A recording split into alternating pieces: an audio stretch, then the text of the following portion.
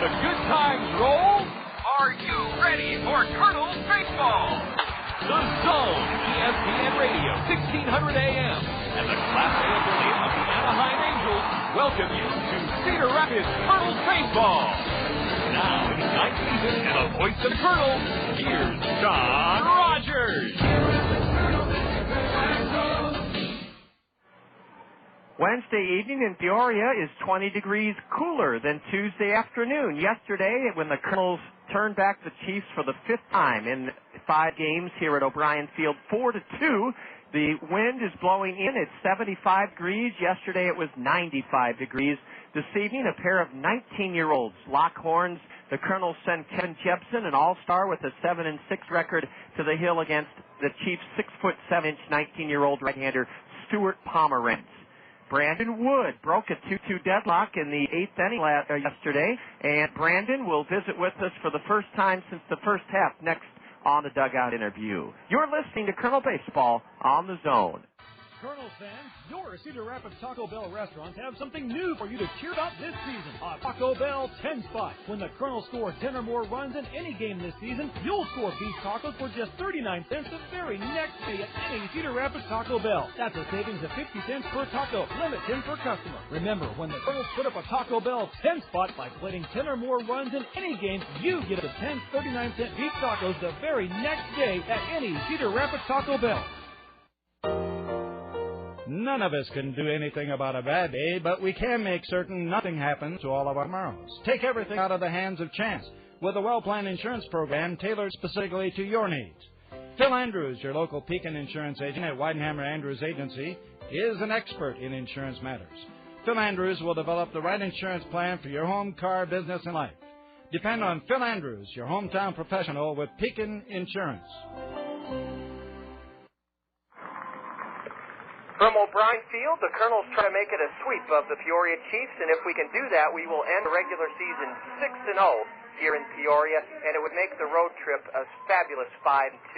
Yesterday, the Kernels did it again, and when I say did it again, they had a 1-0 lead, then fell behind 2-1 after 7 innings, but came through with a 3-run 8th inning. Bob Zimmerman notched his 20th save of the year, and Brandon Wood knocked in the 2 runs that made the difference in the game, a 2-run double, his first hit in this series.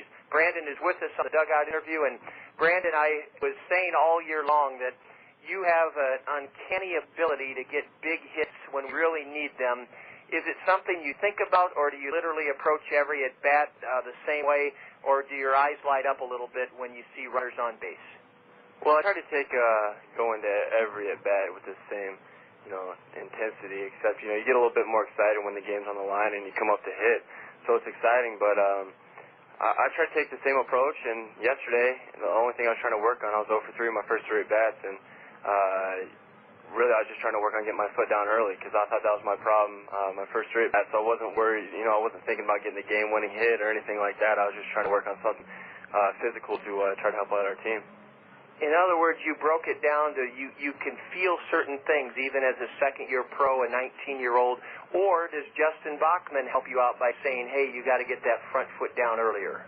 Well, it's a little bit of mix. I feel things that I'm doing wrong, and he'll see things, so I'll come in between innings after I hit and say, what'd you see on that one? And we really don't change anything, physically, nothing I'm going to have to think about with my swing other than, getting my foot down, and that's the adjustment you can make from bat to bat. Justin Bachman, you have a lot in common, Brandon. You just said that he is willing to talk to you guys between bats if you seek him out.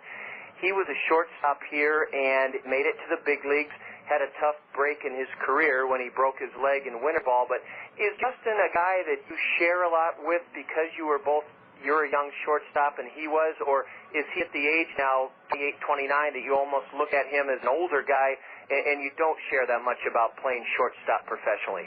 Well, we talk a lot of baseball, me and Bach, and I think he does that with a lot of players, and same goes with all the other coaches that we have, but our coaching staff's young, and that's what I like about it, because they can relate to us at a level, because the oldest guy on our team maybe 23 years old.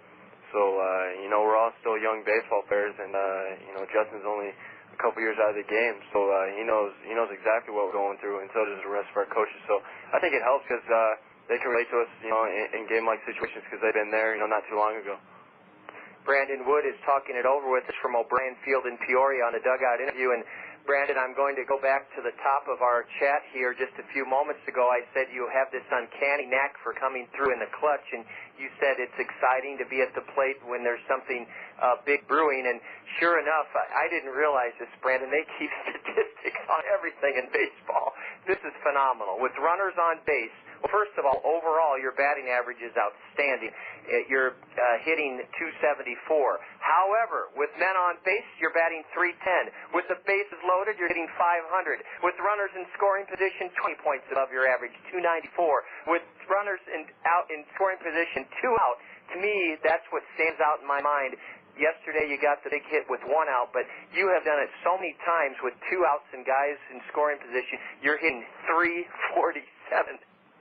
No, I've never even seen those statistics before. I didn't even know they had them. I didn't either, but they're impressive, aren't they? Yeah, it's fun to look at stuff like that. I can't even remember, maybe 1 hit with the bases loaded, or I don't even know any of the hits that I had with 2 outs, with runners in scoring position. It kind of opens in after you reach the 100 game mark. But that's it's exciting to come up with guys on base trying to help your team. Getting RBIs for your team is always exciting. That's one of the fun parts of the game. Yesterday was the first time we really played in blistering heat and high humidity, which is typical of the Midwest in the summer. We just haven't had too many games like yesterday. Brandon, you grew up in Phoenix. What does a day like yesterday do to you in terms of either making you feel right at home or sapping you of strength, knowing it was one of our first hot days of the summer and knowing that you grew up in Phoenix? Well, there's, the heat in Phoenix and the heat here is a little bit different. I kind of got used to the heat in Arizona, playing there for 8-9 years. But it's really uncomfortable in Phoenix just because it'll be 110, 115 out, and your skin's just burning. You're wearing black cleats and your feet are on fire, and that's pretty uncomfortable. But I got used to that, and then playing in humidity is a little bit rough because it seems to drain you a little bit more. It seems to take a little bit more of your energy, and because you're sweating so much, and your body's trying to keep you cool. So it's a little bit of an adjustment. But I lived in Austin, Texas for 9 years, so it wasn't really I didn't really get used to it baseball wise. But I've played in humidity a little bit. You mentioned how hot your feet got in Arizona wearing black spikes between innings when you played in Arizona. Brandon, did you take your feet off and take your shoes off and soak your feet in ice water, or how did you cool them off between innings? No, you just kind of sit down and try to find some shade. When you get in between innings, you try to find some shade, and that it feels like you're in an air-conditioned room. You're so excited to find some shade. But I guess we've been pretty blessed with some good weather in the Midwest, and it wasn't too cold. Now it's not too hot, so you can't ask for much more than that. No, you really can't complain. We're going to take a break from O'Brien Field in downtown Peoria, where the Kernels conclude a 7-game road trip, hoping for a 3-game sweep of the Chiefs. Brandon Wood, Kernel All-Star shortstops alongside. We'll wrap things up with Brandon when we return. This is Kernel Baseball on the Zone. As a parent, have you ever experienced the frustration of watching your child struggle at school because of poor study habits? Did your child's grades suffer last year because of poor organization? Do you wish your child would be more motivated at school to realize his or her true potential? If the answer to any of these questions is yes, then EduCare Learning Center has a proven study skills program just for your child. EduCare Study Skills Program has helped hundreds of area students gain the study skill tools necessary to turn grades around. So if learning how to study needs to be your child's first lesson, this year give EduCare a call. Classes begin Monday, August 9th and Monday, August 16th, just in time for school this fall. Space is limited. Call EduCare Cedar Rapids today at 832-1965 and get this year started right. That's EduCare of Cedar Rapids, 832-1965. EduCare is fully accredited by North Central Association of Colleges and Schools. Brandon Wood is with us from Peoria's O'Brien Field, reflecting on his great second year of professional baseball. And Brandon, we haven't had time to really ask you about the thrill of winning the home run hitting contest at the All-Star game. A couple of things I noticed.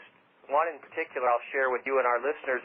I thought you guys were all justifiably so a little bit nervous and uptight, because the only home run hitting contest that we really know about is the one at the Big League All-Star game, and even those guys, as much as they have fun, it's not easy to go up. I don't care what how the pitch is grooved or how rested you are, whatever. It's not easy to go up with the express purpose of hitting a home run on a given pitch when there's 5,000 people, is it? No, that's probably the most nervous I've ever been. I mean, shoot, I'm taking batting practice, and I'm more nervous than I've been in a game. But, I got great pitches from the batting coach, from the pitching coach, and I just swung hard in case I hit it. I mean, I was joking around with the players before the home run derby, and I said, hey, if you guys hit one, I'm out, because I'll probably swing and miss before I hit a home run. And I just got lucky, just swung hard and hit a couple balls hard and get them up in there. And came out with the home run derby, so I never would have dreamed anything like that, because I don't consider myself much of a home run hitter. Well, Brandon is very humble. He's tied for 4th in the league in extra base hits with 42 of them, and 10 of them have been home runs. Brandon, the fellow from Houston, Lance Berkman, said he was exhausted. Of course, he had to go through 3 rounds to win it at Minute Maid Park, his home field in the big league All-Star game. You said how nervous you were. Did you have the feeling like you'd just been chopping wood for 10 straight minutes? Did you have that exhaustion Lance Berkman was talking about? No, I wasn't too tired.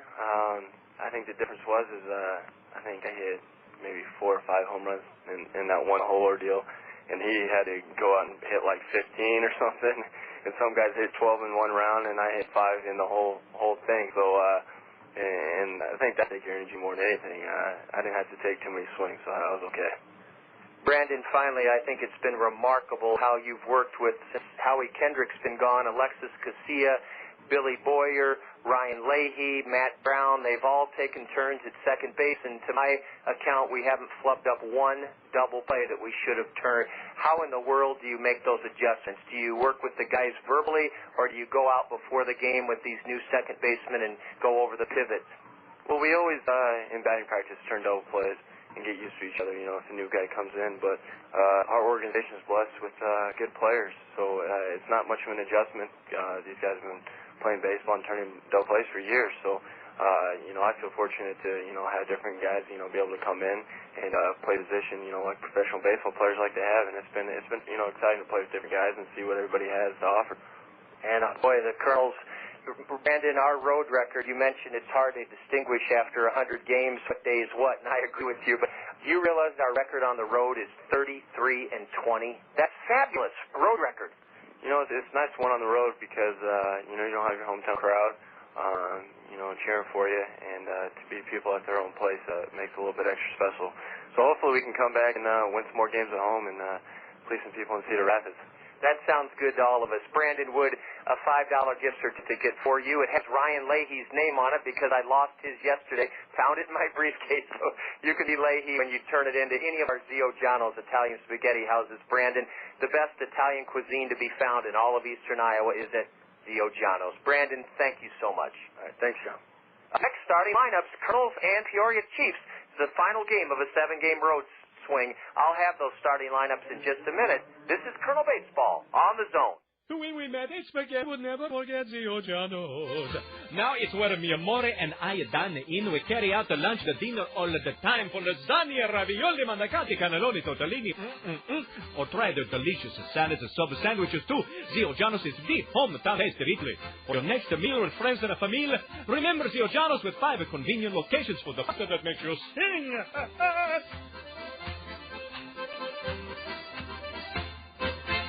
Get more alive, moving out, gotta get it done, that's what it's all about. Yeah, working on playing, it's hard to do, it's hard to live, it's best for you. Please bring the power to do them now. You got the power now, night and day, we're on for you. Jarrett Hoffpauir. The Peoria Chiefs have taken the field. We're going to pause before we set this evening's lineup to honor America with the singing of the Star-Spangled Banner. It's just past 7 o'clock, and you're tuned to Kernel Baseball on the Zone, ESPN Radio 1600, KCRG, Cedar Rapids, Iowa. I'm John Rogers, reporting from O'Brien Field in downtown Peoria, where the Kernels are trying to make it a 5-2 road trip and beat the Chiefs for the 6th time in their home ballpark. Right now, let's pause to honor America with the singing of the national anthem.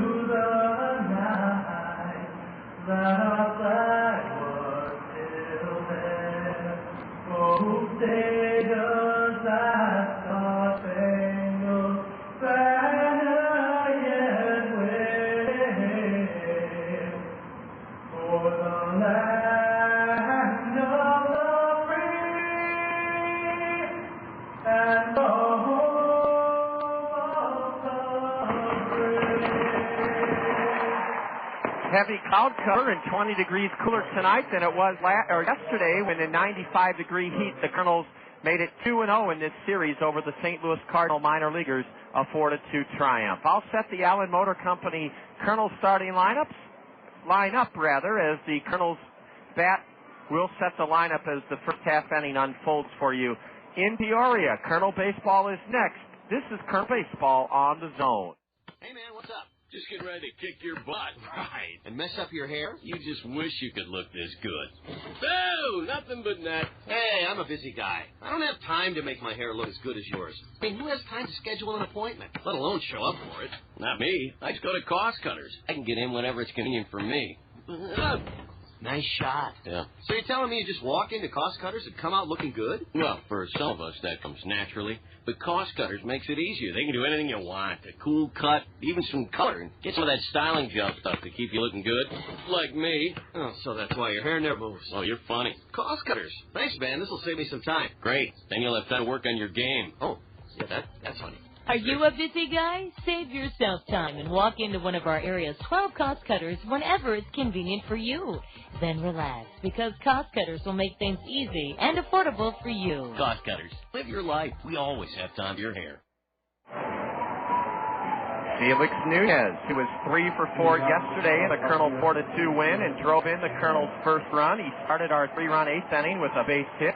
Felix Nunez is first up in the Allen Motor Company starting lineup this evening for the Kernels, facing 19-year-old 6'7" right-hander Stu Pomeranz, who's 6-3. The game's first pitch is high, a fastball. Stu Pomeranz making his 11th start of the year, a Cardinals second-round pick last year, and he is into his windup, the 1-0 pitch. A strike on the outside corner. The Allen Motor Company Kernel starting lineup, Nunez leading off in left field. Matt Pauley is on deck. He'll play first base and bat second. Our dugout interview guest, Brandon Wood, batting third, and he's tied for third in the league with 27 doubles. A fastball is taken away by right-handed hitting Felix Nunez. 3 hits yesterday, 275 hitter in 18 games. Nunez chops one on the ground to the third baseman, and Matt Dreyer has an easy play to retire Felix Nunez one away here in the Kernel first inning. Batting cleanup in the Allen Motor Company Kernel order is designated hitter Bobby Wilson. Blake Balcom in right will bat fifth. Third baseman Matt Brown hit sixth in tonight's Allen Motor Company Kernel starting lineup.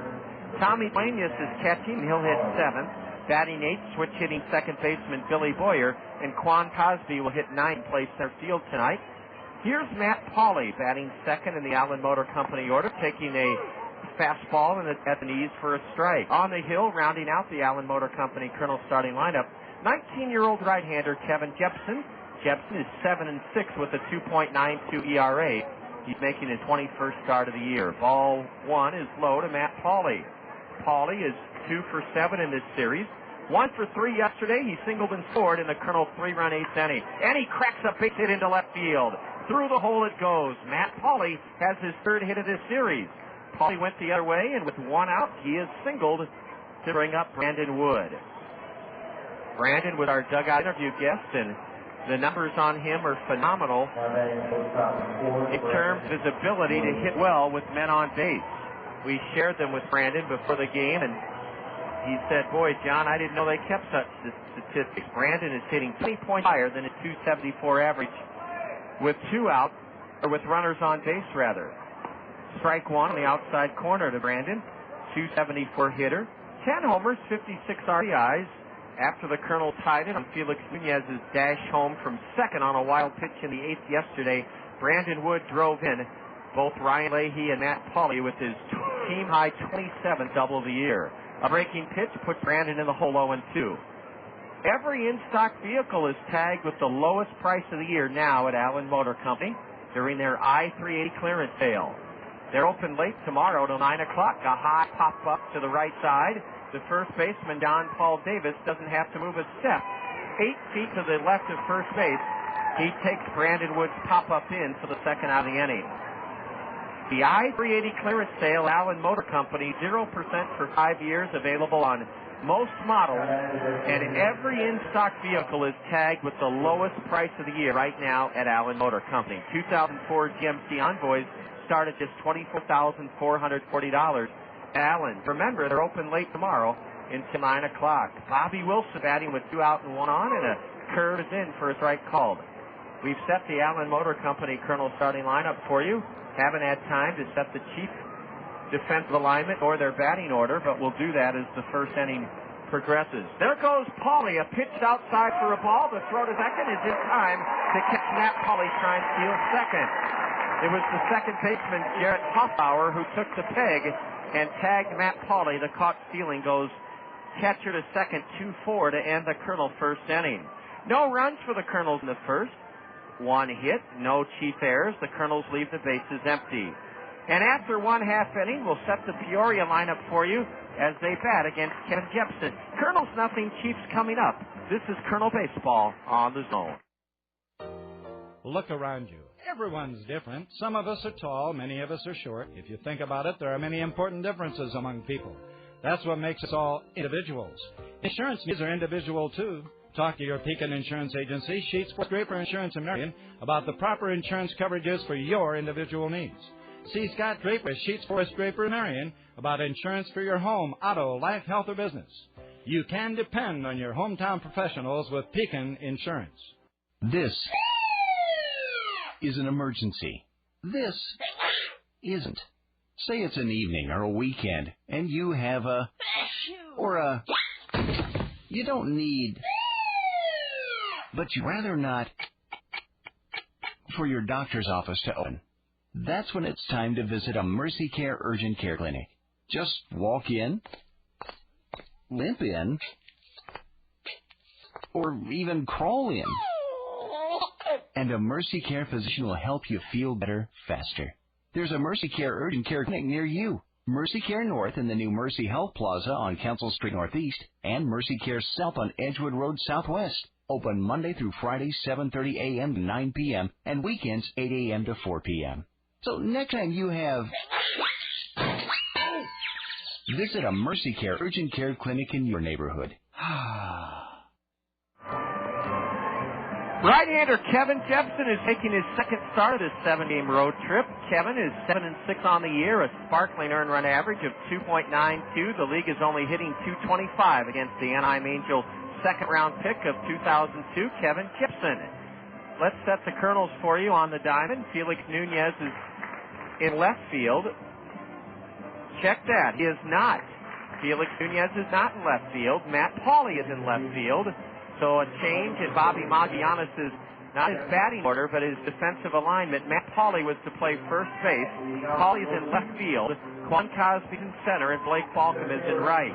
Bobby Wilson, who was going to DH, Bobby Wilson is at first base. So Nunez is the DH, then the leadoff batter, and he bounced out to third in the first.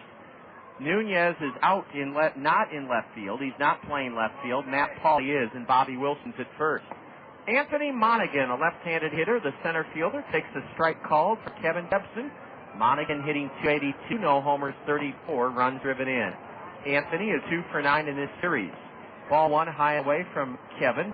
Monaghan put the Chiefs ahead 2-1 with a ground out in the 7th inning yesterday. It was a very short-lived lead as the Kernels bounced back and scored 3 in the 8th and won it 4-2. Ball 2 down and in. The chief leadoff hitter, Monaghan. Left-handed batter. Peoria has Monaghan leading off in center. The league's best hitter, Brendan Ryan, is on deck. He is the shortstop, swing and a miss on a fastball, and that evens the count to Monaghan 2-2. Cardinal first-round pick catcher Daric Barton will hit third. Batting cleanup at third base, Matt Dreyer for the Chiefs. In left field, batting fifth is Joe Mather. The 2-2 to Anthony Monaghan, the left-handed hitter, is low, ball 3. Jarrett Hoffpauir is at second base, batting sixth. It'll be the designated hitter batting seventh, Sal Frisella. Big John Paul Davis bats eighth at first, and Ted Evans in right, hitting ninth. Monaghan slaps the 3-2 pitch into the sweep to our left, and the count remains full to Anthony Monaghan. The Kernels are in their all-gray road uniforms tonight, with navy blue caps. The Kernel logo with the corn husk and the ball popping out where the corn kernel is on the front of those blue caps. Monaghan slices one foul just beyond the Kernel third base dugout. That was hit like a bullet, and the count remains full to Anthony Monaghan. The Kernels have held the Chiefs in 8 games this year to a .204 batting average. Peoria leads the league in hitting with a .272 team mark. A ground ball slapped to short. Brandon Wood glides to his left and throws to Bobby Wilson to get Anthony Monaghan. Anthony Monaghan worked the count full, fouled back 2 pitches, and then grounds out sharply to the left of Brandon Wood. Wood had to go quickly to his left, and that ball was steaming out to him on the ground. 1 away in the Chief first inning. Peoria batting Peoria leads the league with a .272 batting average, but against the Kernels in 8 games, they're hitting a lowly .204. Brendan Ryan, a right-handed hitter, a .330 average. He's tied for the top batting mark in the league with West Michigan's Juan Francia. Ryan, a .330 average, nothing for 4 yesterday. Strike one at the knee, a 94-mile-an-hour fastball, according to the speed pitch indicator that is on the lower panel of the lower right-hand corner of the big scoreboard that towers over the right center field picnic deck. Swing and a miss. That one is 95 miles an hour from 19-year-old Kevin Jepsen. Brendan Ryan steps out. The Chiefs are in their white home uniforms with navy blue pinstripes, navy blue socks, and red shoes. Swing and a miss on a 96-mile-an-hour fastball. What a start for Kevin Jepsen. He just struck out the league's leading hitter, .330 hitting Brendan Ryan with 3 overpowering fastballs. And with 2 gone in the Chiefs' first inning, Daric Barton bats. Daric was St. Louis's first-round draft pick last year. Out of Huntington Beach, California, he's 19 years old. Nothing for 4 yesterday. Strike 1 on the inside corner as Barton glares back at the umpire. And speaking of the umpires, Anderson and Brown Eye Care is proud to present this evening's Men in Blue. Barton laid on a fastball, corks it foul into the left or third base seats. Anderson and Brown Eye Care can help make sure your eyes focus properly, just like our umpires' eyes have to focus properly for determining whether a pitch is a ball or a strike or whether a runner is out or safe. A fastball just outside to Barton, ball 1.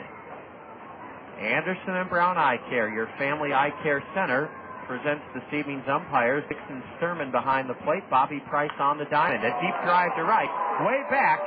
Blake Alcom, no, that's Felix Nunez. He leaps and makes a spectacular catch. Felix Nunez took an extra base hit away from Daric Barton on a high, deep drive. It went about 370 feet, and against the 12-foot high wall in right, Felix Nunez leapt and caught it.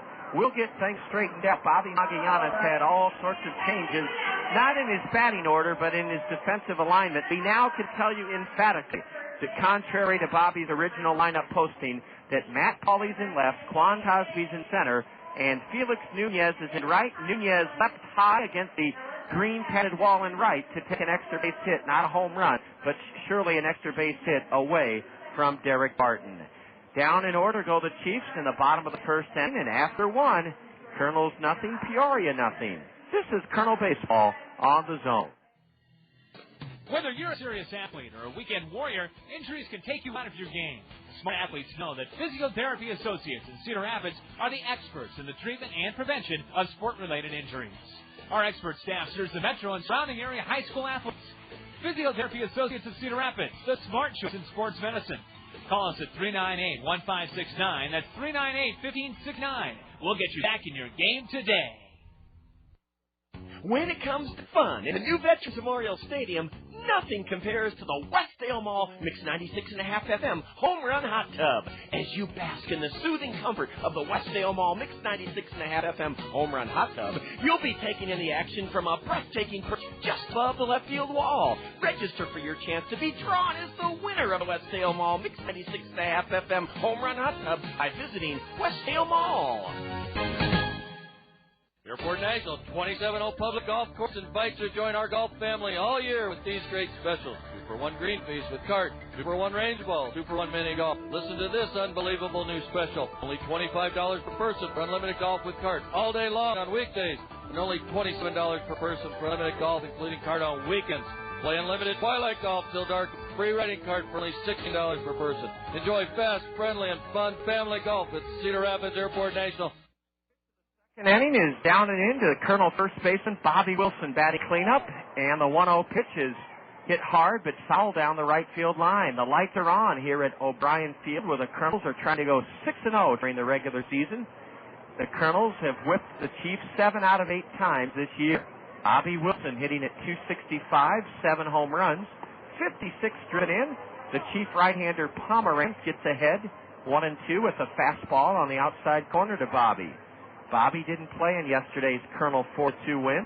Tommy Duenas is the catcher this evening. A 1-2 pitch is bounced to first, takes a high hop. John Paul Davis has to reach high above his left shoulder, and he underhands to Pomeranz, the 6'7" right-hander, for the first base to pitcher covering putout of Bobby Wilson that opens up the Colonel second inning.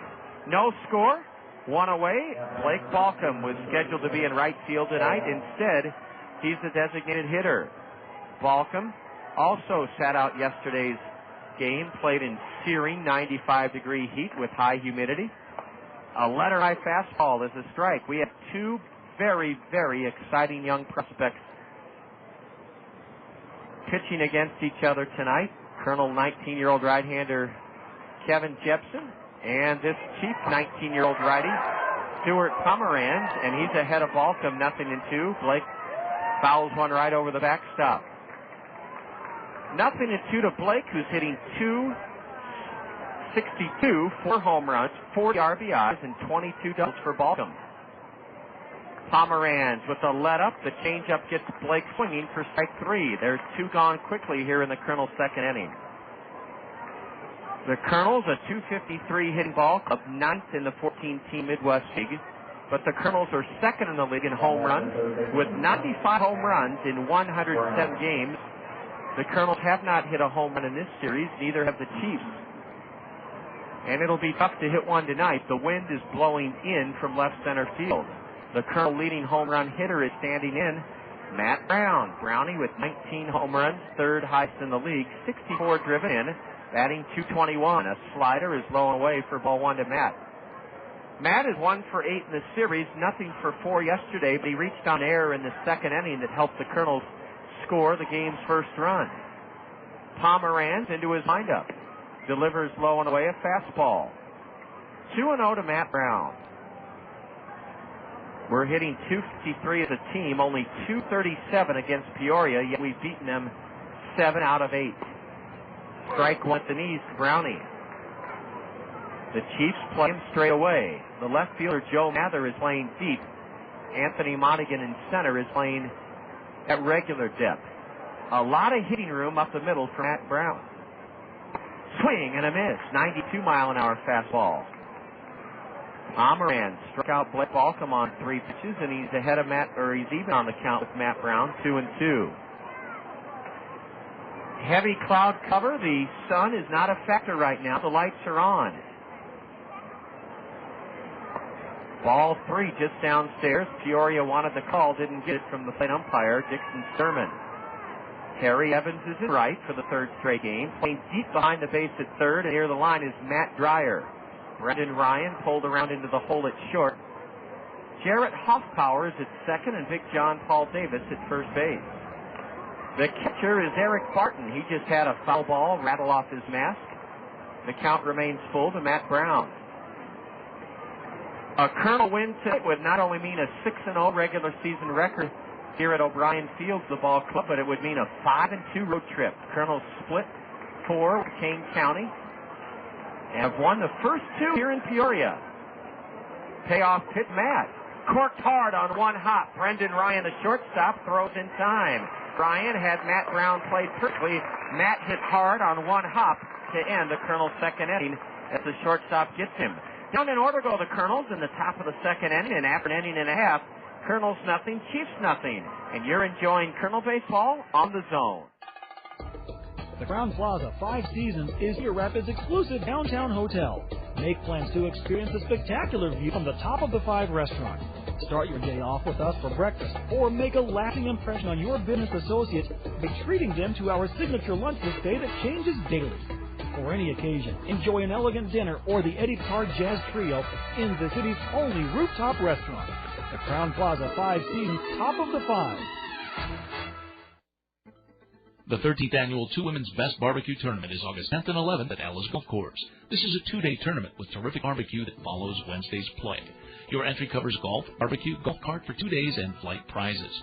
You can pick your own foursome. Field is limited, so enter today or call Jones Golf Course at 286-5581. Your best value for golf in eastern Iowa is Cedar Rapids Golf, serving your needs to a T. The way to pocket important savings is to take advantage of Chevron motor oils and lubricants from the Otson Oil Company, your local Chevron oil distributor. Chevron lubricants are made from higher quality base oils for better performance, and that means longer life for your engine. Contact the Otson Oil Company in Cedar Rapids for details on how you can save time and money with Chevron lubricants. The Otson Oil Company, serving Iowa with quality lubricants since 1933.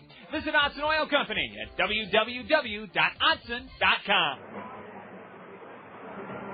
From beautiful O'Brien Field in its 3rd year in central Illinois, we're just 3 blocks from the Illinois River, the Kernels and Chiefs playing for the 9th time this season. We're 5-0 at O'Brien Field at home against Peoria. The Kernels won 2 of 3 in the first half to start the season.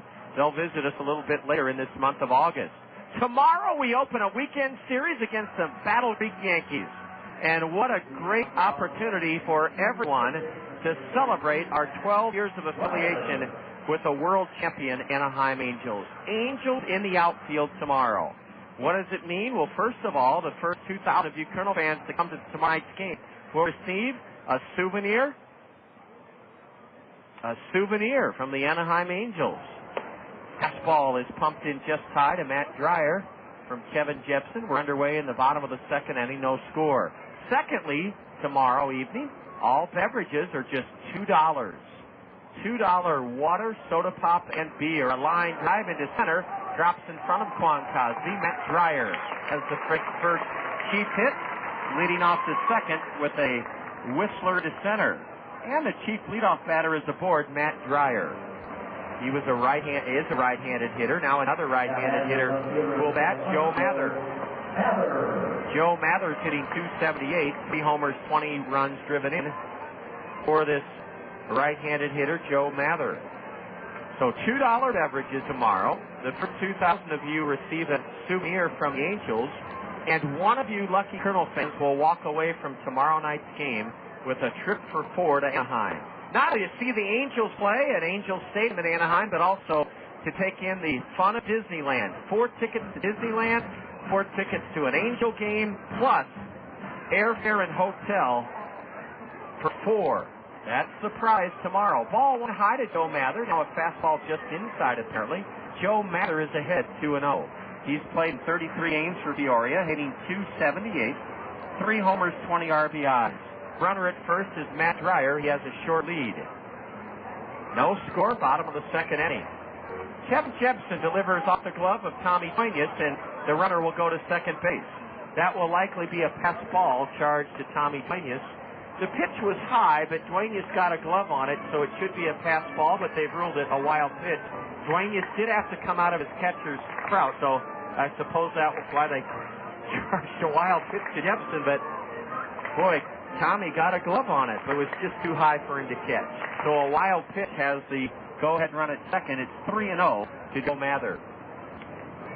Ball 4 low. First to board in the Peoria 2nd inning for Jarrett Hoffpauir. Hoffpauir homered in the series opener, a Kernel 5-2 win here on Monday night. He may be bunting here in the 2nd inning. A single, a wild pitch, and a walk. And Hoffpauir, a 6th round pick by the Chiefs out of southern Mississippi, is batting .270 in his first 33 games in professional baseball. 2 homers, 10 RBIs for the right-handed batter. He's squaring bunt, and ball 1 is low. Eric Bennett, Kernel pitching coach, may be out at any moment to try to help out Kevin Jepsen. Hoffpauir 1 for 4, singled and scored in the 7th yesterday. A Peoria 2-run inning to put them ahead for a short time, 2-1. Let's see if Hoffpauir is bunting. He is, and a strike poured in on the outside edge. Bobby Wilson is charging in from first base.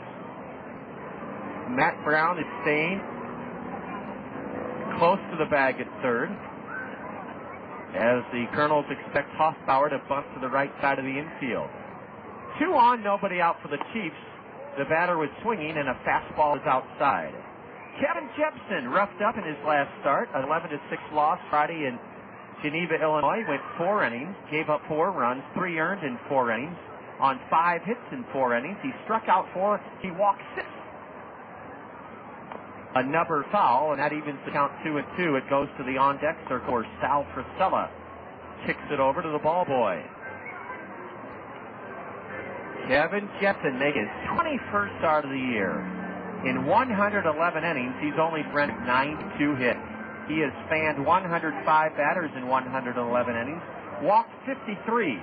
He needs to try to cut down on that walk total here in the month of August. A curve, and it's slapped foul outside of third base by Jarrett Hoffpauir.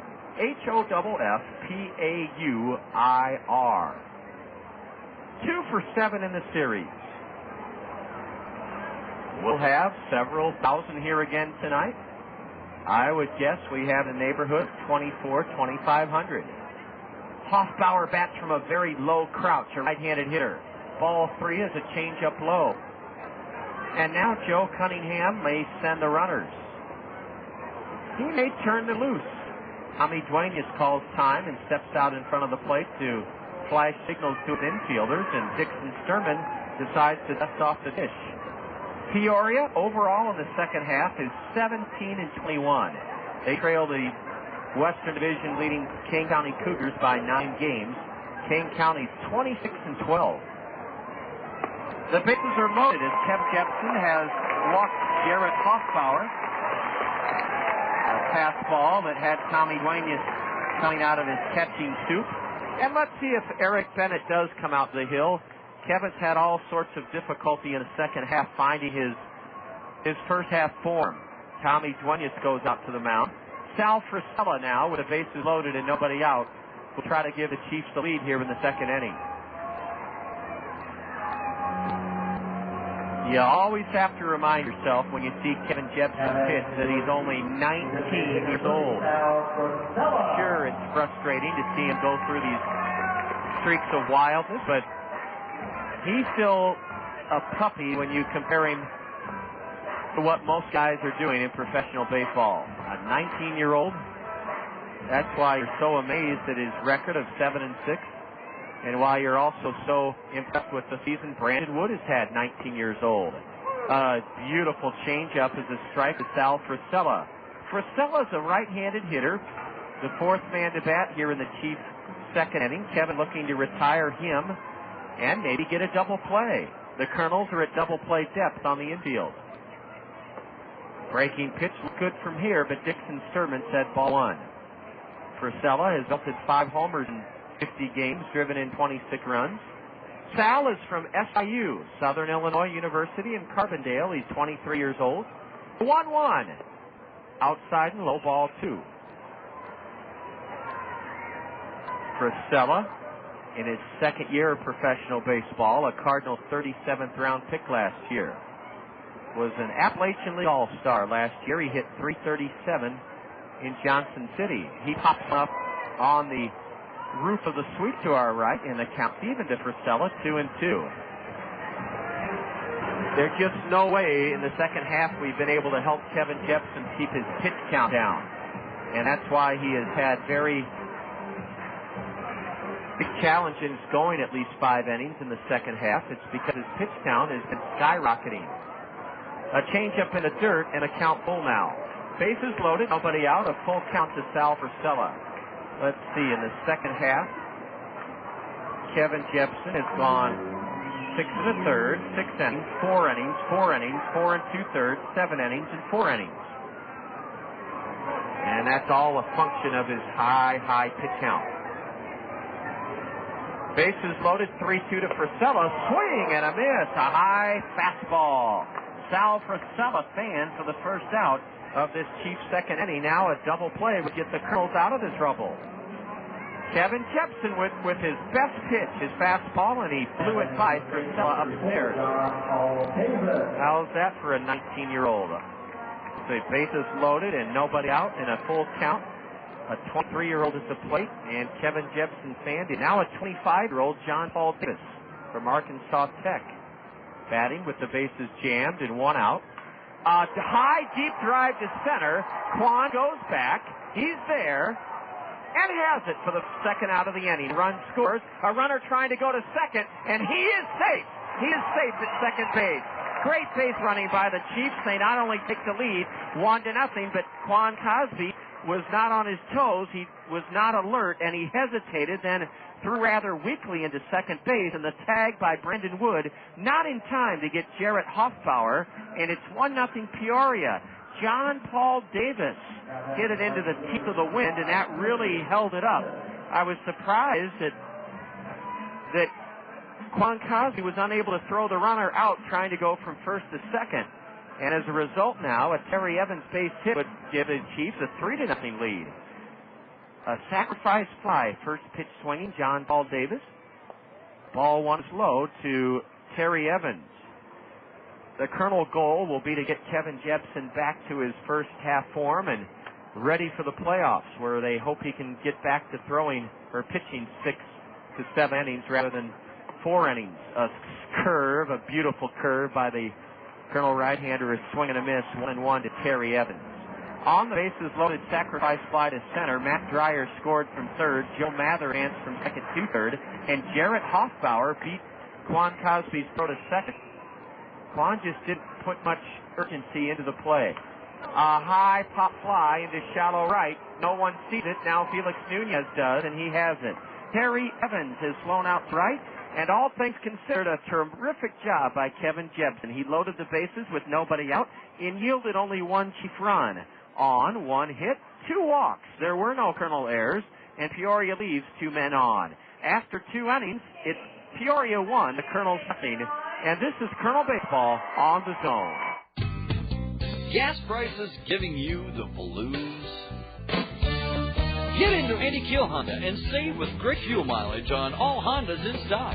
Still need the SUV, say? Well, the competitive CR-V will get 24 miles to the gallon. The safest, best family sedan, the Honda Accord, will definitely save the family pocketbook with 34 miles to the gallon. Save even more on gas mileage with the compact Civic, getting you there in 38 miles to the gallon. Or the amazing fuel mileage of the Honda Civic Hybrid, 48 miles to the gallon. And that is in the city. Randy Keel Honda has a huge selection of pre-owned Hondas, too, all with exceptional fuel mileage. Randy Keel Honda, the home of confidence, has many other pre-owned vehicles priced to move as well. Randy Keel Honda books the best prices in Iowa on new and pre-owned vehicles. Start the savings now and get a Randy Keel Honda, 4425 Center Point Road Northeast, or on the web at randykeel.com. Your Cedar Rapids and Marion Hy-Vees are proud to support one of our community's most renowned and cherished assets, the Cedar Rapids Kernels. Your Cedar Rapids Marion Hy-Vees believe in the core values that comprise the essence of Kernel baseball: fun, wholesome, affordable entertainment for us all. As you look ahead to the many joys of summer, your Cedar Rapids and Marion Hy-Vees encourage you to visit the fabulous new Veterans Memorial Stadium. Your Cedar Rapids and Marion Hy-Vees, embracing Kernel baseball, a community treasure.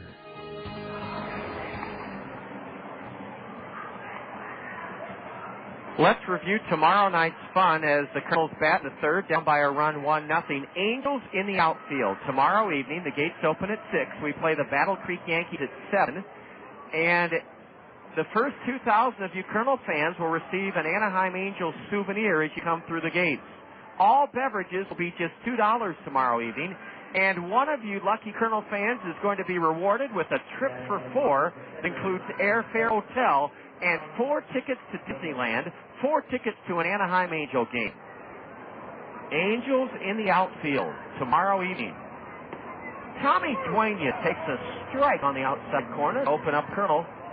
Top of the third inning. Tommy catching and batting 7th in the Allen Motor Company order. Ball 1 is low from Stu Pomeranz, Pomeranz, Cardinals' second-round pick out of the state of Texas. He's 19 years old. His breaking pitch is a beauty. Strike 2 called to Tommy. Pomeranz started 3 games, pitched in 4 for Johnson City in the Appalachian League last summer. Duenas, a 208 batter, is in the hole 1-2, and now he's even on the count 2-2. Tommy has belted 9 home runs in just 61 games and has a phenomenal number of doubles, 17 doubles in just 61 games. Right-handed batter, corked one into the left field corner. That is likely going to be his 18th double of the year. Down to get it in the corner is Joe Mather and Tommy Duenas, the tying run at second with nobody out in the Kernel third inning. Tommy Duenas now has 18 doubles in just 62 games. Duenas on a 2-2 pitch drilled it down the left field line. And now let's see if Billy Boyer can get Tommy over to third base. Boy, Tommy Duenas has been productive as a Kernel this year. Boyer will try well, he bunts. It's a terrific bunt. The only play for the pitcher is a bare hand. Throws it away! And Tommy Duenas will score! Billy Boyer to second in scoring position. The second baseman had to go way down the right field line to retrieve the wild throw past first by 6'7" Stu Pomeranz. And we're tied 1-1. Billy Boyer bunted it about 40 feet to the left of home plate. A sacrifice is what he'll be rewarded with, and then a throwing error by the pitcher, E1, not only allowed Billy Boyer to reach first base, but the overthrow has Billy in scoring position at second base with nobody out. 1-1 our score. Quan Cosby bunts foul outside third, strike one. No RBI for Billy Boyer. And now Juan's trying to do what Billy Boyer did so successfully, and that is bunt or under to third. Tommy Duenas with the leadoff double here in the top of the third has come home on the bunt by Boyer. Quan Cosby hitting .248, squares the bunt and bunts foul behind home plate, strike two. Billy Boyer didn't play yesterday. Quan Cosby took the collar. He was 0 for 5. Quan tripled with 2 out in the 7th here on Monday night, the series opener, and that sprung the Kernels loose. They scored 2 big runs to up a 3-2 lead to 5-2. Ball one is outside to the Kernels switch-hitting center fielder. Cosby has 2 home runs, 27 driven in, and Quan is tied for second in the league with 10 triples, including his 7th inning 2-out triple here Monday night. A let-up is bounced over the hill, and the second baseman makes a good play to throw. Not in time. Quan beats it out. Quan beats it out. I thought he was out. Jarrett Hoffpauir made a terrific play behind second, threw on the run. It was a bang-bang play, and without bunting, Quan Cosby has not only gotten Billy Boyer to third with nobody out, but Quan has reached on an infield single. Cosby pounded it into the hard dirt in front of home plate. It zoomed over the head of the 6'7" chief right-hander. Behind second, Jarrett Hoffpauir made a terrific backhanded play. The throw to first, not in time. And now the Kernels have a golden chance to take the lead here in the top of the third inning. Felix Nunez on a curve lays off ball one. Boy, this Chief Ball Club fights and claws to get a run in the bottom of the second, and the Kernels have quickly not only tied but have runners at the corners with nobody out in the top of the third inning. From the set, the next delivery is outside, a fastball, and Felix steps out. Nunez, the Kernel leadoff batter, originally penciled in as the left fielder, is in right field. Felix has an open stance. And in 18 games, he's batting .275 with 2 homers, 8 RBIs. Nunez is from Venezuela. Stu Pomeranz's 2-0 is outside, ball 3. I still think he's shaken up and rattled emotionally about that poor throw he made to the second base side of first that caused John Paul Davis not only to come off the bag on the Billy Boyer bunt, but trickled off his mitt into right for a 2-base error. There's a strike, Felix Nunez. The number to call to come on out this weekend, including for tomorrow night's Angels in the Outfield celebration, the number to call for Kernel tickets is 896-7560. 896-7560 or 1-800-860-3609. 1-800-860-3609. Cosby running, a chopper to the left side. The third baseman leaps, throws the first for the out. A run scores to give the Kernels a 2-1 lead. Felix Nunez has his 9th RBI of the year. He put the ball in play with Quan running, and as a result, the Kernels lead this game 2-1. Billy Boyer, who reached on a throwing error on a sacrifice punt, dashes across home plate to give the Kernels the lead. Felix Nunez was thrown out on a good leaping play to the left side, cutting it off in front of shortstop Brendan Ryan with Matt Dreyer, and he got Nunez for the first out of the inning. But Quan Cosby was running, and he's at second. Now here's Matt Pauley, who looked good, flashing a single through the left side of the Chief infield in the first inning. Pauley was then caught trying to steal second with 2 out, and that ended the inning. Ball one upstairs to Matt Pauley. Left-handed batter, straightaway stance. He uses a black lacquer bat and wears a pair of red and white batting gloves. A fastball from Pomeranz evens the count 1-1. It was a strike. 2-1 Kernels here in the top of the third inning. That 800 number again, 1-800-860-3609 for Kernel tickets. A fastball is downstairs. Matt Pauley has an interesting habit. Ryan Ory, the fine beat writer for the Peoria Journal-Star who covers the Chiefs, asked me before the game, do any of your guys have unusual rituals or habits? A breaking pitch is a strike and the count even out of Pauley. I forgot to tell Ryan Ory that Matt Pauley does something Pete Rose used to do. Oftentimes, Matt will follow a pitch right into the mid of the catcher.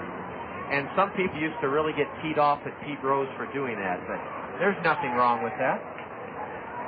With Quan at second, change up in the dirt, Daric Barton couldn't find it. It was resting right at his feet, and the count full now to Matt Pauley. Matt is now 3 for 8 in this series. Steps out of the dirt batting circle onto the grass to the right of home plate. Does a toe touch. 2-1 Kernels, top of the third, and Matt Pauley batting with Cosby at second and only 1 out. The payoff delivery. Grounded through the middle, off the end of the bat. Brendan Ryan to his left throws out Matt Pauley. When that ball left the bat, it looked like a base hit, but then it died because Pauley hit it off the end of the bat. Brendan Ryan shuffled quickly to his left and pegged it on to first as Quan Cosby went to third. Matt Pauley grounds out to short. Brandon Wood has been terrific all season long, batting with runners in scoring position and 2 out. In fact, we told Brandon on the dugout interview tonight, he was our guest, that he's hitting .347 this season with runners in scoring position and 2 outs. Can he do it again? A strike on the outside corner. Brandon Wood popped out to second his first time up. Or check that, he popped out to first. Strike 2 at the knees to the Kernel All-Star shortstop. Tied for 5th in the league with 42 extra base hits. Brendan Ryan, the shortstop, plays him way around into the hole.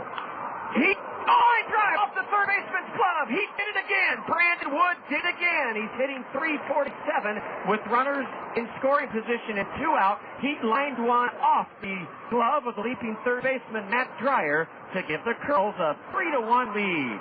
Brandon Wood has been outstanding with 2 out and runners in scoring position. He and I were both chuckling about who in the world sits around compiling these kind of data, this kind of statistic. Well, there is a bureau that actually gets paid a king's ransom to do it. And Brandon Wood there's a pitch in the dirt. Brandon's running, the throw to second, high off the second baseman's glove. Backing the play up, Brendan Ryan, he retrieves it in shallow center. Brandon Wood stole him second, his 13th steal of the year. Brandon Wood and I were chuckling at who in the world can make these statistics so that you can break down virtually every at-bat? What does a guy do as a leadoff hitter? What does he do when runners are on base? How about when the bases are loaded? What's your average with runners in scoring position?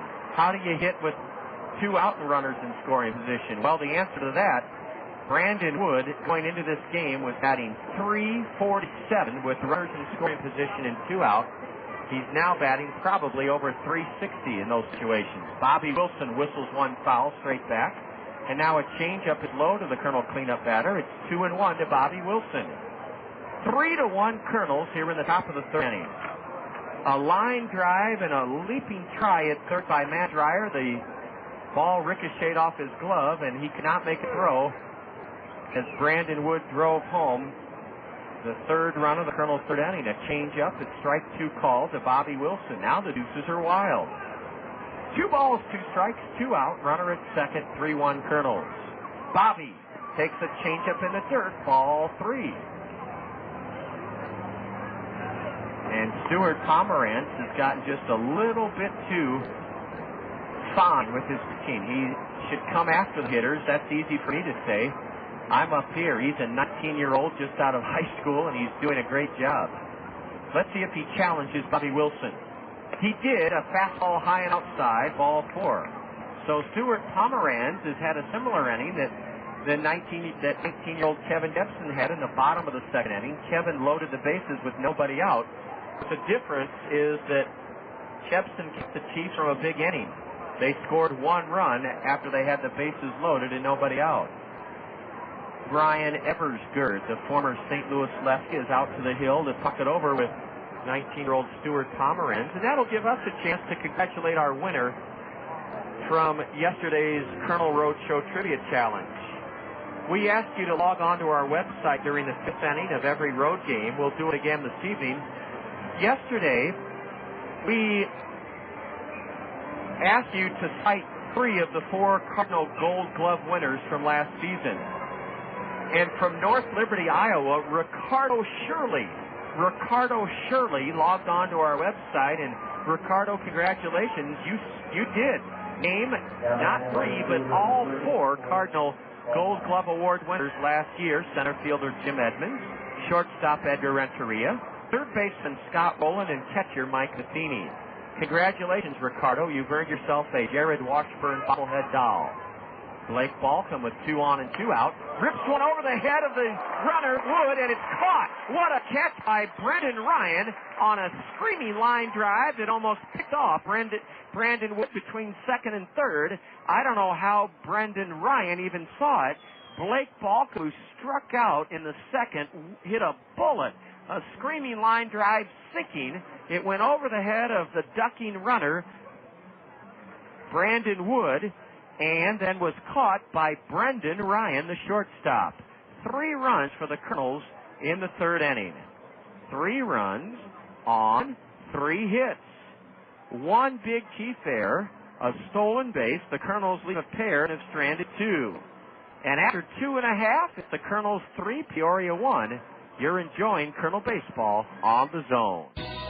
Toyota Financial Services and the Kernels would like to thank legions of parents throughout the community who are encouraging and helping their children to read this summer. The time and attention you spend supporting your child's reading effort means the world to them. Toyota Financial Services and the Kernels thank you for making a true difference in the welfare of your children. From helping them pick out their books to initialing their bookmarks and bringing them to the stadium to get their reading rewards, from Toyota Financial Services, you're the best.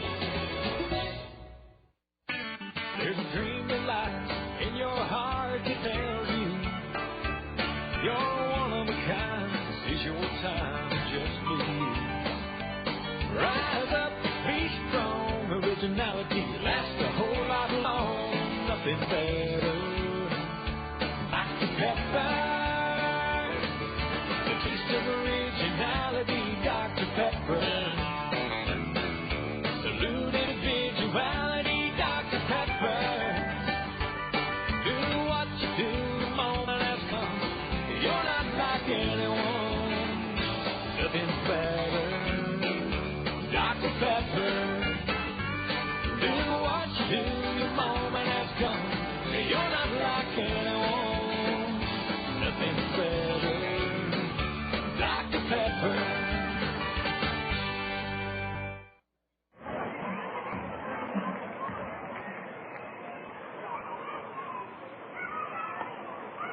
Chief leadoff hitter, left-hand batter Anthony Monaghan stands in and takes a pitch on the outside corner, a fastball from Kev Jepsen for strike 1. 3-1 Kernels, bottom of the third inning. Kevin fires, and Monaghan goes the other way and latches one into left. Let's see if Matt Pauley can hold it to a single. He does. Outstanding play by Matt Pauley to hold Anthony Monaghan to a leadoff base hit. And even though Monaghan's aboard, we commend Kevin Jepsen. He threw in a strike. And Matt Pauley had to break quickly to his right, to our left, to cut that pitch or cut that batted ball off near the line and keep it back into second baseman Billy Boyer to hold Monaghan to a leadoff single. Anthony may be running as Brendan Ryan, who struck out on 3 fastballs, bats for the second time. Ryan struck out in the first inning. A heater is a strike at the knees from Kevin Jepsen. Kevin has pitched against the Chief Ball Club twice this season. He lost 7-2 in our home ballpark way back on April 9th, the second game of the year, and then in that Kernel 3-game sweep before the All-Star game, Kevin beat the Chiefs here 5-2. Line shot foul into the first base concourse. And that's strike 2 to Brendan Ryan. It's easy to get Brendan Ryan and Brandon Wood. It's easy to get their names, their first names, tying up your tongue. They're both shortstops. They're both outstanding players. Brandon Wood, in fact, was running between second and third when Brendan Ryan, the batter, caught a line drive off the bat of Balcom to end the Kernel third inning. A pitch from Jepsen, an 0-2 delivery is pounded foul on the ground past first. Into the Chief right field bullpen. It was Ricardo Shirley yesterday who logged onto our website and answered our Kernel Roadshow trivia challenge correctly. We'll have another chance for you to earn a Jared Washburn bobblehead doll by logging on. In the fifth inning, a change up and a swing and a miss. Brendan Ryan is gone on strikes for the second time tonight. Now Daric Barton, who narrowly missed a 2-out extra base hit as he belted one deep to right that Felix Nunez leapt for, scraping his back on the padded portion of the 12-foot high wall. Nunez took an extra base hit away from Daric Barton, who has 10 home runs in just 64 games. Left-handed hitter with open stance. The Kernels pitch out, but Anthony Monaghan holds at first base. Daric spells his first name unusual. It's D-A-R-I-C. D-A-R-I-C. Ball 2 is a changeup low and away. 95 degrees here yesterday, and right now it's 72 degrees. So 23 degrees difference in temperature. Monaghan not going, and a pitch looped foul down the left field line onto the grass slope seating berm, where a fella makes a very impressive bare-handed grab. There are no bleachers here at O'Brien Field. Every seat is a hard green box seat with armrest, cup holders, and mega leg room like we have in the new Veterans Memorial Stadium. There is more foul ball ground room here at O'Brien Field than the new Veterans Memorial Stadium. About 7 feet of more foul ball ground room. Daric Barton now even on the count. He took a healthy cut and fouled it over the backstop for strike 2. The other major difference between our ballparks, well, there are several. This one is downtown. Ours, of course, is on the hill on the southwest side alongside Kingston Stadium, the Veterans Memorial Tennis Courts, and the new ice arena. Is Monaghan running? No. He bluffed a break to second, and taking ball 3 low is Daric Barton, a fastball from Jepsen. Another major difference between the beautiful new stadiums, this ballpark does not have a grandstand roof. It does have a roof above the seats of the seats, though. There goes the runner on the 3-2 pitch. A bouncer over the head of Bobby Wilson will send Anthony Monaghan speeding to third. First and third, 1 out. Well, the Kernels get a tough break. Kevin Jepsen with Anthony Monaghan running made a good pitch to Daric Barton. Barton pounded it into the hard clay in front of home plate, and it bounced over the head of Bobby Wilson into right field. Daric Barton has the second hit of the inning for the Chiefs. They have runners at the corners with only 1 out for big Matt Dreyer. Dreyer singled into center and scored in the Chiefs' second inning. Now Peoria's trying to bounce back after they lost the lead in the top of this third inning. Runners at first and third with only one out. And again, I commend Kevin Jepsen. He did not walk Daric Barton. Barton pounded it into that hard surface in front of home plate, and it vaulted over the head. Bobby Wilson leapt up as high as he could. Slider for a strike on the outside corner to right-handed hitter Matt Dreyer. Matt, a .280 hitter.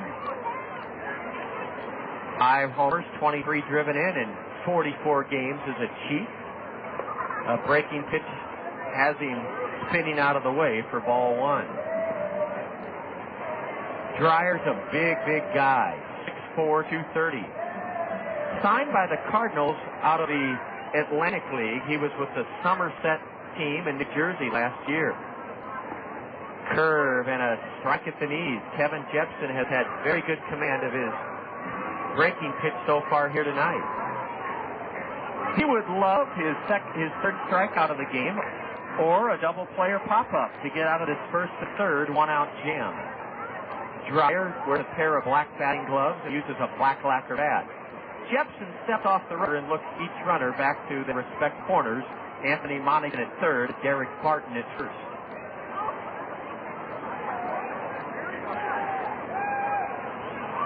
Swing and a miss on a 1-2 pitch, and Matt Dreyer fans for the second out of the Chiefs' third inning.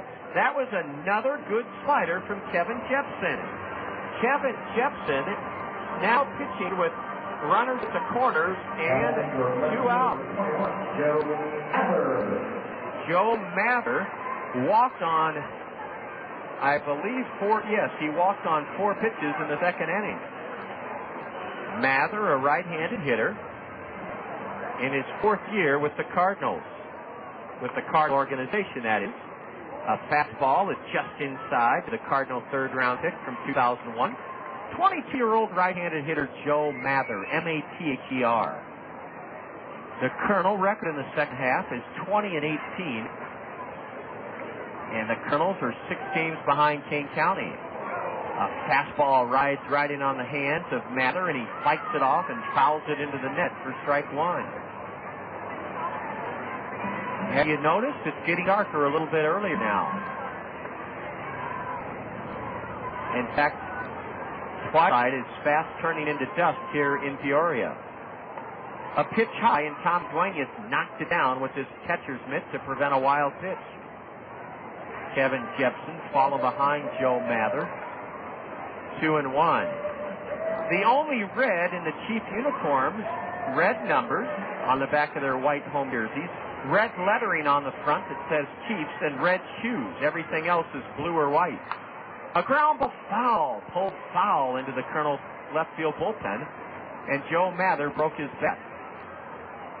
And as Joe Mather heads back to Chief first base dugout, it'll give us a chance to encourage you to visit either of the 2 Culver's Frozen Custard and Butterburger restaurants. That's where you can register your kids for their chance to be drawn as the Culver's small fry of the game. If your daughter or son is drawn out of the white registration box at Culver's, she or he will be escorted out onto Diamond during a Colonel home game to get the autograph of their favorite Colonel player as the Culver small fry of the game. Mr. Shucks will then present them with a certificate good for a free kid meal at either of the Culver's Frozen Custard and Butterburger restaurants. The 2-2 from Jepsen is in the dirt, ball 3, and now with runners at the corners and 2 out. The runner at first, Daric Barton, will likely be running. Plate umpire Dixon Sturman out in front of the plate to wipe it off again with his whisk broom. Culver's Frozen Custard and Butterburger restaurants, one of them located across the street from Allen Motor Company in Hiawatha. Kevin is set. The runner goes from first, and a high pop foul sails over our heads high above home plate. Then the second Culver's Frozen Custard and Butterburger restaurant, where you can register your son or daughter for their chance to be drawn as the Culver's small fry, is on the southwest side. The Culver's is in front of the Winsong 12 Theater Complex, where Edgewood and Williams Boulevard meet. Joe Mather waits for the next 3-2 and hits it hard to third. What a play by Matt Brown! Backhanded stab, and he threw the bat around! Matt Brown just committed highway robbery to keep the Kernels ahead 3-1 here in the third inning. My goodness, Matt Brown was spun around like a top as Joe Mather ripped one. I mean, he pulverized it, and Matt Brown backhanded it, then threw to first to get Joe Mather, and Kevin Jepsen is the first to high five. Matt Brown in the Kernel third base dugout. Matt Brown just took at least one, if not two runs away from Peoria. No runs for the Chiefs in the third. Two singles. There were no Kernel errors. A terrific defensive play at third by All-Star Matt Brown, and the Chiefs leave a pair. They've stranded 4. We go to the top of the fourth inning with the Kernels on top of Peoria 3-1. You're tuned to Kernel Baseball on the Zone. Dun, dun, dun, dun, Da da da da da! Hey, call the A-Team! Hey, Matt, thanks for having us over for the game, but, we could have had it at my house. My TV is bigger, and my AC works. I thought you were supposed to get that fixed while your wife was out of town this week. Oh, man, I totally forgot. And she's coming home tomorrow. She's going to kill you. What am I going to do? You need to call the A-Team. The A-Team? Yeah, Ahern Plumbing and Heating. They can get you service in 24 hours, guaranteed. I better call Ahern Plumbing and Heating right away. Hi, this is Dave Town with Five Seasons Transportation and Parking. Do you ever wonder if it's safe to send your child on the bus? It is, and here's a few reasons why. All the buses in Cedar Rapids are equipped with security cameras, so the drivers always know what's happening behind them. The buses also have global positioning systems, or GPS, which means they can be tracked at any time by satellite. Does that surprise you? It shouldn't. Five Seasons Transportation takes safety very seriously, and we've taken many steps to make sure your child will have a safe, easy ride every time they take the bus. Even when your child isn't on the bus, Five Seasons Transportation is helping keep them safe by using pollution-free biodiesel and alcohol fuels, Iowa products that help keep the air clean. And if your child is ever in trouble, they can always flag down a bus for help. I'm Dave Town, and I like to think of us as a traveling safety cocoon, motoring along Cedar Rapids streets. And keep in mind, if the bus is that safe and easy for your child, maybe you should think about riding the bus to work. Affordable, convenient, and safe. That's the bus. Ride it.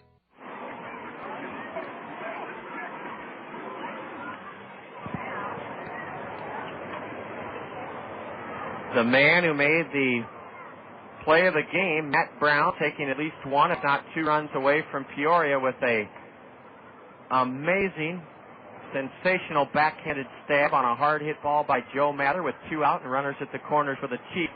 Takes high. Matt Brown takes high from Stu Pomeranz. Now Matt hits one a mile high behind second base for Jarrett Hoffpauir. Now the shortstop comes over, and it's the shortstop Brendan Ryan on the second base side of the bag that hauls down Matt Brown's high pop-up. 1 gone on 2 pitches in the Kernel fourth inning. Some play by Matt Brown to end the Chief threat in the third inning. No afternoon action on the State Farm Major League scoreboard. We'll be checking in with in-studio engineer Deb Williams in the next couple of innings to see how the State Farm Major League scoreboard is unfolding. Strike one on the outside edge to Tommy Duenas. Tommy got the Kernel 3-run third started with his 18th double of the year.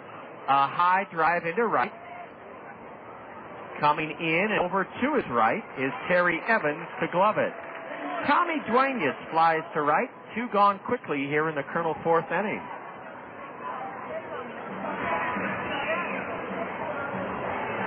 Boy, you have to marvel at the Kernel road record this season. 33-20, 11-6 in the second half. Overall, the Kernels have the second best record in the Midwest League, 62-45. Billy Boyer, a switch hitter, swings and misses at the first pitch from Stu Pomeranz. Strike one. Billy played an integral part of the Kernel 3-run third with his sacrifice bunt, on which Tommy Duenas scored because the pitcher Pomeranz barehanded it and winged it to the second base side of first for a 2-base throwing error. Ball 1 outside to Boyer. Now strike 2 at the knees to Billy. Billy Boyer in 22 games, batting .213, a homer, 7 RBIs, a wide stance from the left side. The switch hitter takes just low for ball 2. Pomeranz was headed into the Chief dugout. He thought that was strike 3 to Billy Boyer. Boyer has a wide stance. He wears a protective black shield on his back ankle rather than his front ankle. And he does not wear batting gloves. He uses a white ash bat. And corks one in the air high, foul down the left field line. It's 310 down the lines here at O'Brien Field, 375 to the power alley, 400 feet to dead center. The wall from the left field foul pole to left center field is 8 feet high and padded. The wall in right field is 12 feet high. 8 feet is padded with green protection, and then the next 4 feet is green brick. A changeup in the dirt. Boyer swings and misses, but the ball squirts all the way towards the Chief on-deck circle, and before Daric Barton can make a sliding retrieving of it, Billy Boyer reaches first base. Boyer struck out, but he's aboard as the catcher couldn't handle that pitch in the dirt. It is a wild pitch. Charged to Stu Pomeranz, his 6th wild pitch, and this is 11th start of the year. We haven't had a chance to give you the season line on Pomeranz. He's 6-3 with a 3.92 earned run average. Making his 11th start. 59 and 2/3 innings pitched. He's given just 58 hits, fanned 49 and 59 and 2/3, walked only a dozen. Quan Cosby fakes the bunt and takes a strike at the knees. Quan bounced an infield single over the mound and scored in the Kernels' 3-run first inning. Or 3-run inning, excuse me. Ball 2 is low on, or ball 1 rather, low and away to Cosby. Billy Boyer has no steals. He's been caught 3 times. He's being held by big John Paul Davis at first. The wind is whipping in at about 15 to 20 miles an hour tonight. Whipping in from downtown Peoria, where you can see 6 to 7 skyscrapers. Tall buildings. You can see them from the press box and from the entire seating bowl below. Quan fouls one off, and he's in the hole 1-2. He fouls another one towards the on-deck circle where Felix Nunez hopes to bet in this 4th inning. Boyer at first, 2 gone. 3-1 Kernels. We play Friday night at home at 7, Saturday night at home at 7, Sunday afternoon at 2. Against a battle. There goes Boyer, a pitch outside. Billy slides, or doesn't slide. He tiptoes around the shortstop who couldn't handle the throw, and Billy Boyer has stolen his first pitch of the year. Quan Cosby took ball 2 outside, and Boyer steals second standing up. The throw from Daric Barton slipped into the dirt, and Brendan Ryan could not find the handle. If he had caught the peg, I think they'd have had Billy Boyer.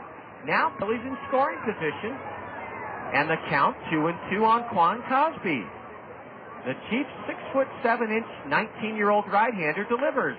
A shot into right. That's a base hit. Billy Boyer's being waved home. Terry Evans' throw, not in time. Quan to second. Save, standing up. A big 2-out single produces the 4th Kernel run of this game off the bat of Quan Cosby. Quan ripped it over the head of second baseman Jarrett Hoffpauir, and as Billy Boyer scored standing up, the Chiefs did not cut off the throw from Terry Evans, and Quan just kept running right to second base.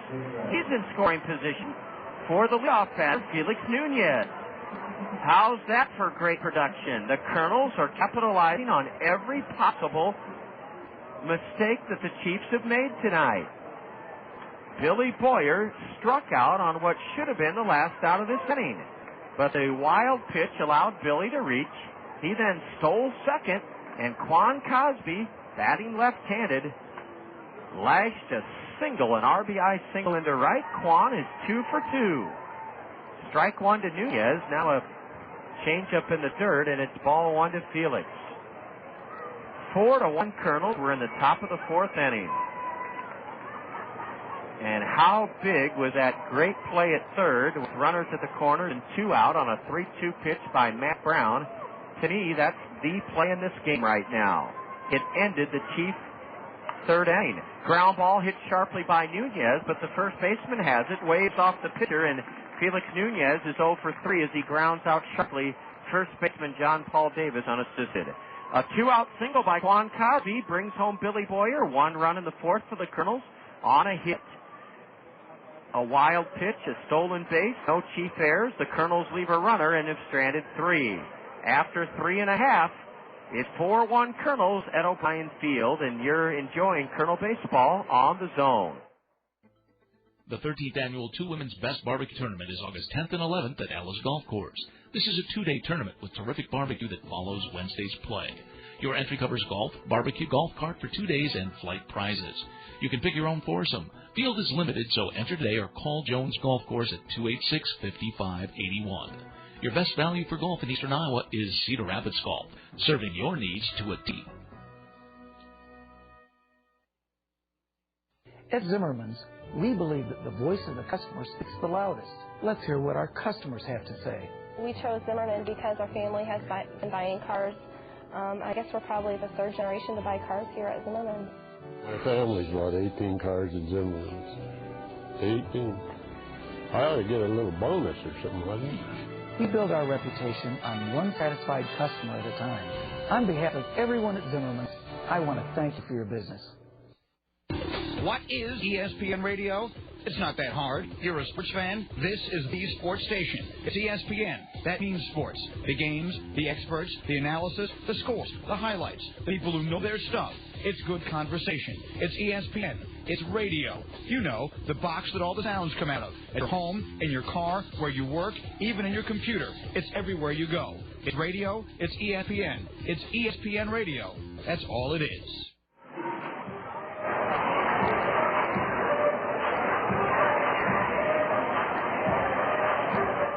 Peoria comes to bat for the 4th time tonight against Kernel right-hander Kevin Jepsen. Kevin has pitched out of trouble twice already tonight. He retired the side in order in the first inning. The Chiefs loaded the bases with nobody out, but only got one in the second inning. Peoria had runners at the corners with only one out in the third inning and did not score. Strike one is in at the knees to Jarrett Hoffpauir, right-handed hitter. A fastball taken upstairs, 1-1 now to Jarrett. Jarrett, Jarrett Hoffpauir from Southern Miss. Ball 2 downstairs. Fireworks are the most popular promotion in minor league baseball, and we have 2 great shows awaiting you here in the month of August at the new Veterans Memorial Stadium. Ball 3 low and away as Kevin kind of aimed that one.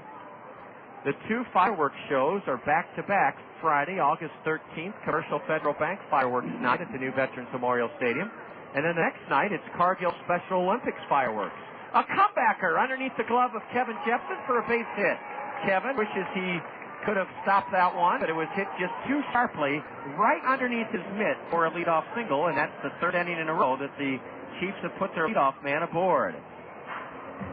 The 4th hit for Peoria. Jarrett Hoffpauir has walked and singled. He's at first with nobody out for Sal Frisella. 4-1 Kernels here in the bottom of the 4th inning. Commercial Federal Bank Fireworks Night, Friday, August 13th, a 7 o'clock start. Cargill Special Olympics Fireworks Night, Saturday, August 14th, a 7 o'clock start. Slider, a blistering pitch at the knees to Sal Frisella. Frisella struck out with bases loaded and nobody out in the second inning.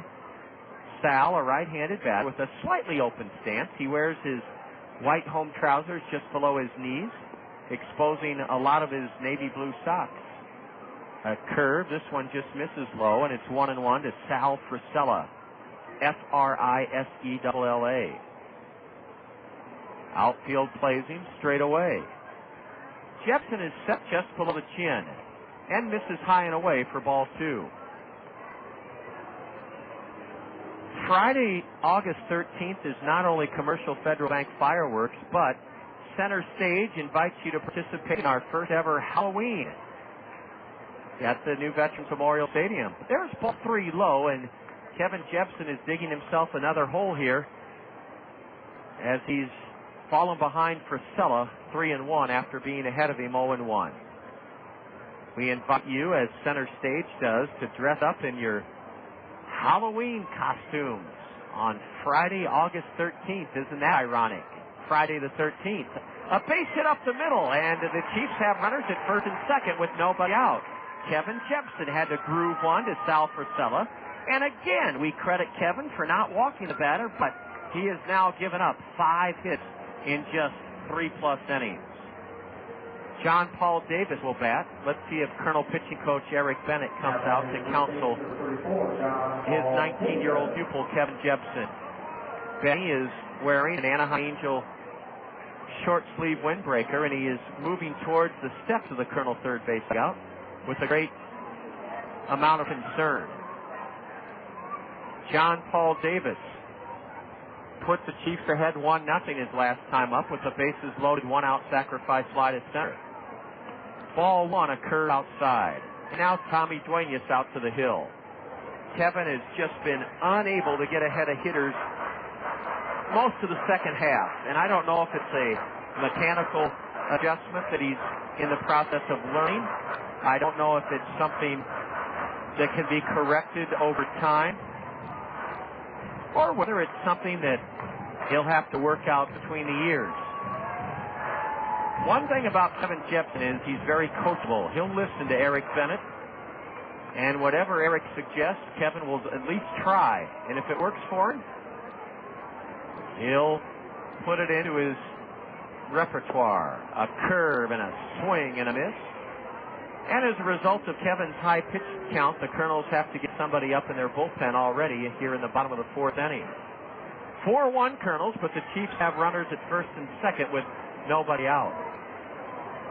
John Paul Davis came over from the Tampa Bay Devil Rays in the deal that saw Cardinals and Tino Martinez to St. Petersburg. A curve in the dirt for ball 2.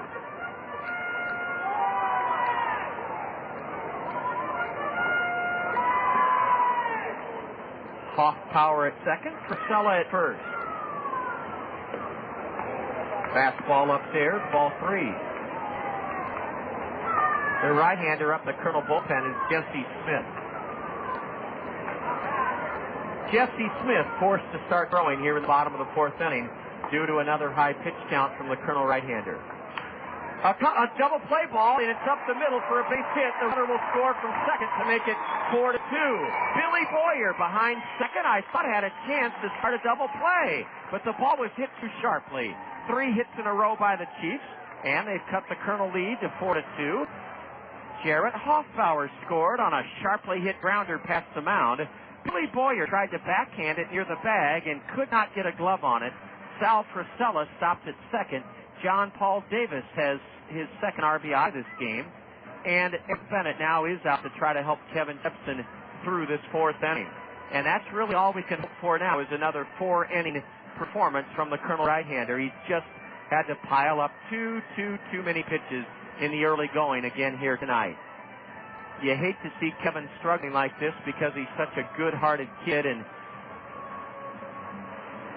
all you can do is stay behind him, support him, and hope that between he and his hard work and Eric Bennett's good coaching that we can bring him out of this funk that has plagued him throughout the second half. He just hasn't been himself in the second half.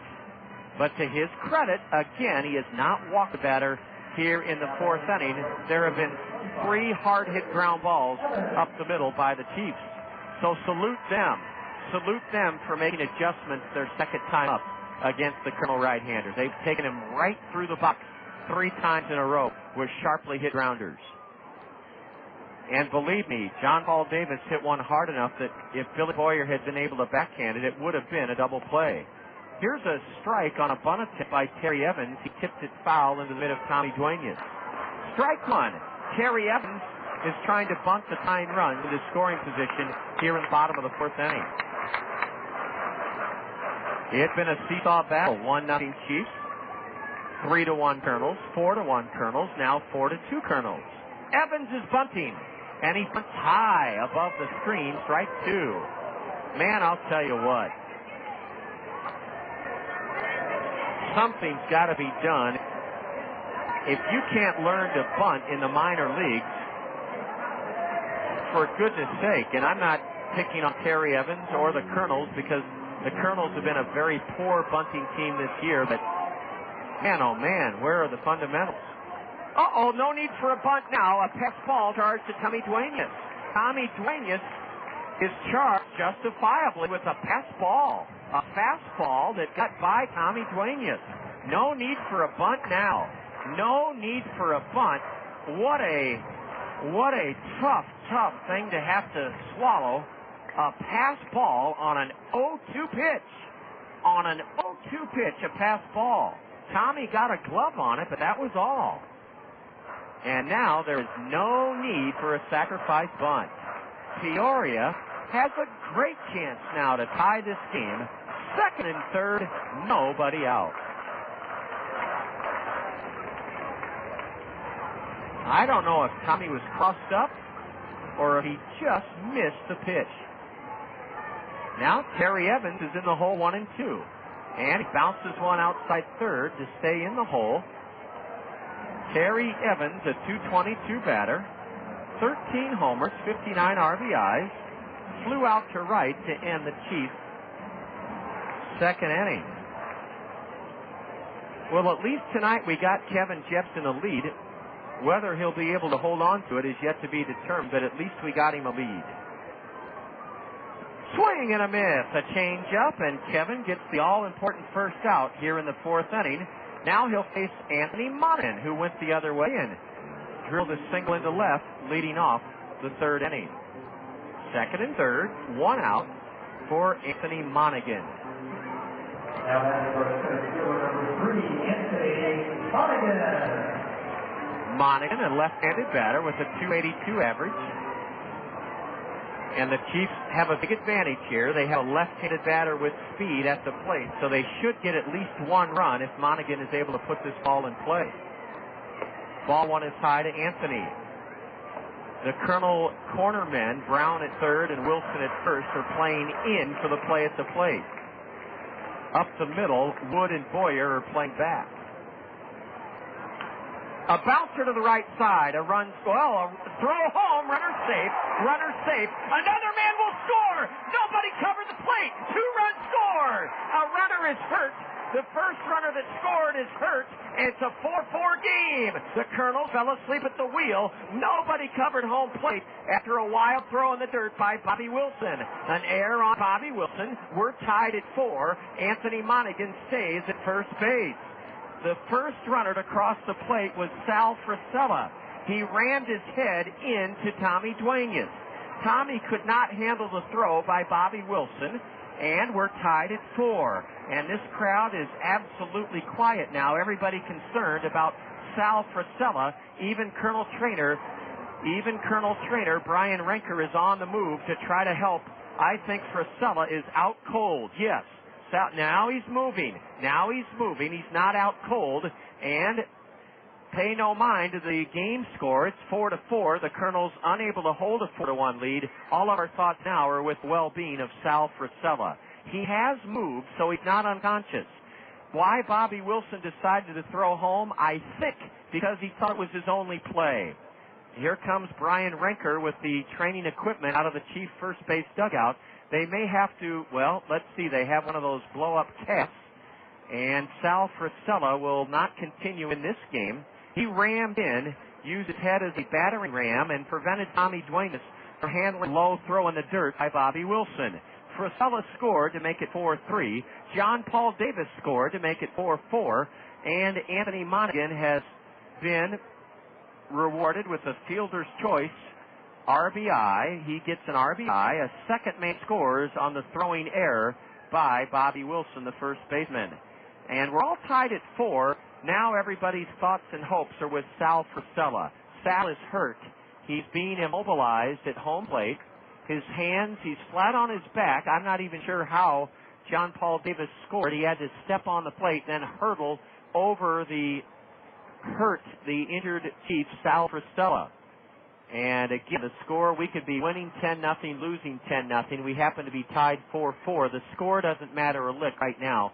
We're trying to help out Sal Frisella, who rammed in to Colonel catcher Tommy Duenas. They're looking at Sal, both the Colonel trainer, Brian Renker, and the trainer of the Chiefs, James Spinelli. And this crowd is hushed as Sal Frisella is being tended to they're now putting some sort of unit on his ankle or his leg, so perhaps that's where the injury is, and we're going to have a lengthy delay here. Whether Kevin Jepsen will remain in this game, I doubt he will. Kevin, unfortunately, unable to hold a 4-1 lead, has relinquished that lead on 3 hits, and the play that tied the game was a soft bouncer to the right side. Bobby Wilson cut it off. His thinking was, I can't get Anthony Monaghan. He's a left-handed batter with speed, so I'll throw home. He threw home, but threw low in the dirt. Tommy Duenas, as he was receiving the throw, was barreled into by Sal Frisella. That run scored. The throw by Wilson then bounced away towards the pitching mound. The second runner from second base, it may be John Paul Davis who is down. Let me double check now whether it's Sal Frisella or whether it's John Paul Davis. It is Sal Frisella. Sal Frisella, yes, is the man that is down. Jarrett Hoffpauir scored earlier in this inning. And an ambulance, you can hear the siren, an ambulance has been called here to O'Brien Field, where we're now tied at 4, and everyone is in thoughtful prayer and reflection about the condition of the fallen Chief Warrior at home plate. And they have called an ambulance. He is conscious and talking. And it is his left ankle or leg that appears to be in a bubble cast, an air cast. And we'll just have to wait and see whether Jesse Smith comes on to take over for Kevin Jepsen. My guess is he will, as Kevin just wasn't able to protect the lead of 4-1 here tonight. Well, as Sal Frisella, the chief runner who scored on a 2-run fielder's choice by Anthony Monaghan in the air on Bobby Wilson, here comes the ambulance right into O'Brien Field. Hopefully the paramedics are arriving. And while we have this unfortunate state, let's do this. Let's move ahead a little bit. Ordinarily, we give you the Colonel Roadshow Trivia Challenge question in the top of the 5th inning. We'll do it here in the bottom of the 4th inning with a runner at first, 1 out, the score tied 4. As the ambulance arrives to help out the chief base runner,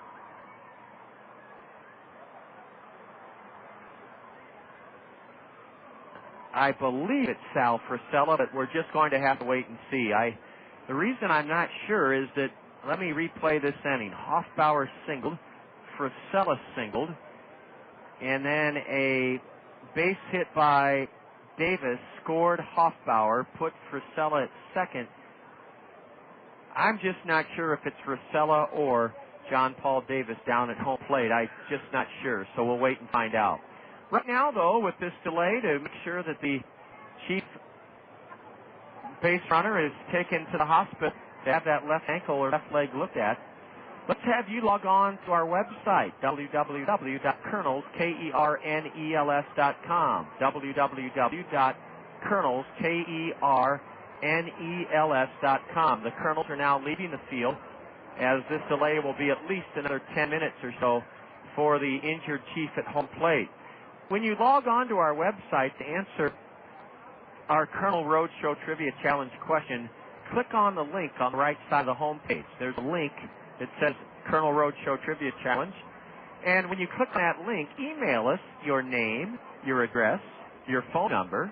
That's your name, your address, your phone number, and the date, August 4th. And then answer this Colonel Roadshow Trivia Challenge question. Name the only major leaguer to hit 30 or more home runs in his first 4 seasons in big leagues.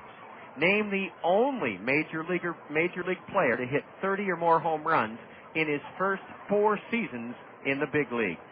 It's not Alex Rodriguez, it's not Mark McGwire, it's not Barry Bonds, but it is a modern-day player. In fact, he's in his 4th year in the big leagues. Name the only major league player to hit 30 or more home runs in his first 4 seasons in the big leagues. That's our Colonel Roadshow Trivia Challenge question. You've logged on to our website at www.kernels, Kernels.com. and you have emailed us by clicking on the special link on the right side of the homepage. That email needs to have your name, address, phone number, the date, August 4th, and then the answer to our Colonel Roadshow Trivia Challenge question. The winner will receive a Jarrett Washburn bobblehead doll. A Jarrett Washburn bobblehead doll will go to the winner of our Colonel Roadshow Trivia Challenge question. An ambulance is making its way from the center field wagon gate. The EMTs, in fact, are walking in. They have a stretcher, and they'll immobilize the chief base runner who scored on a 2-run bouncer to first base. And you can hear the sirens.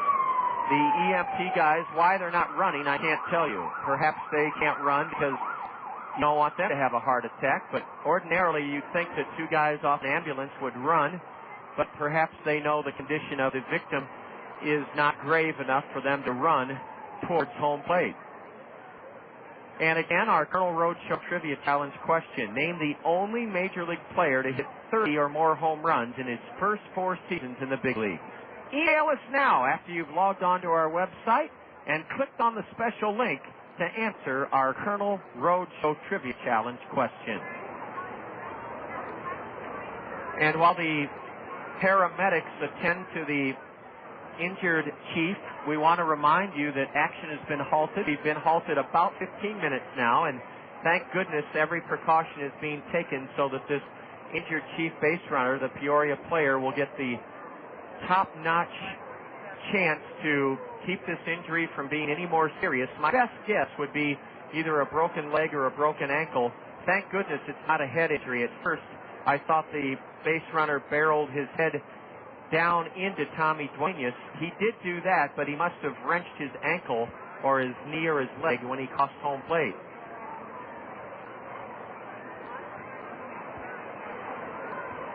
And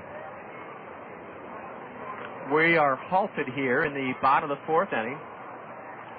Now the truck, an ambulance that is shaped as a truck, is coming on the warning track material.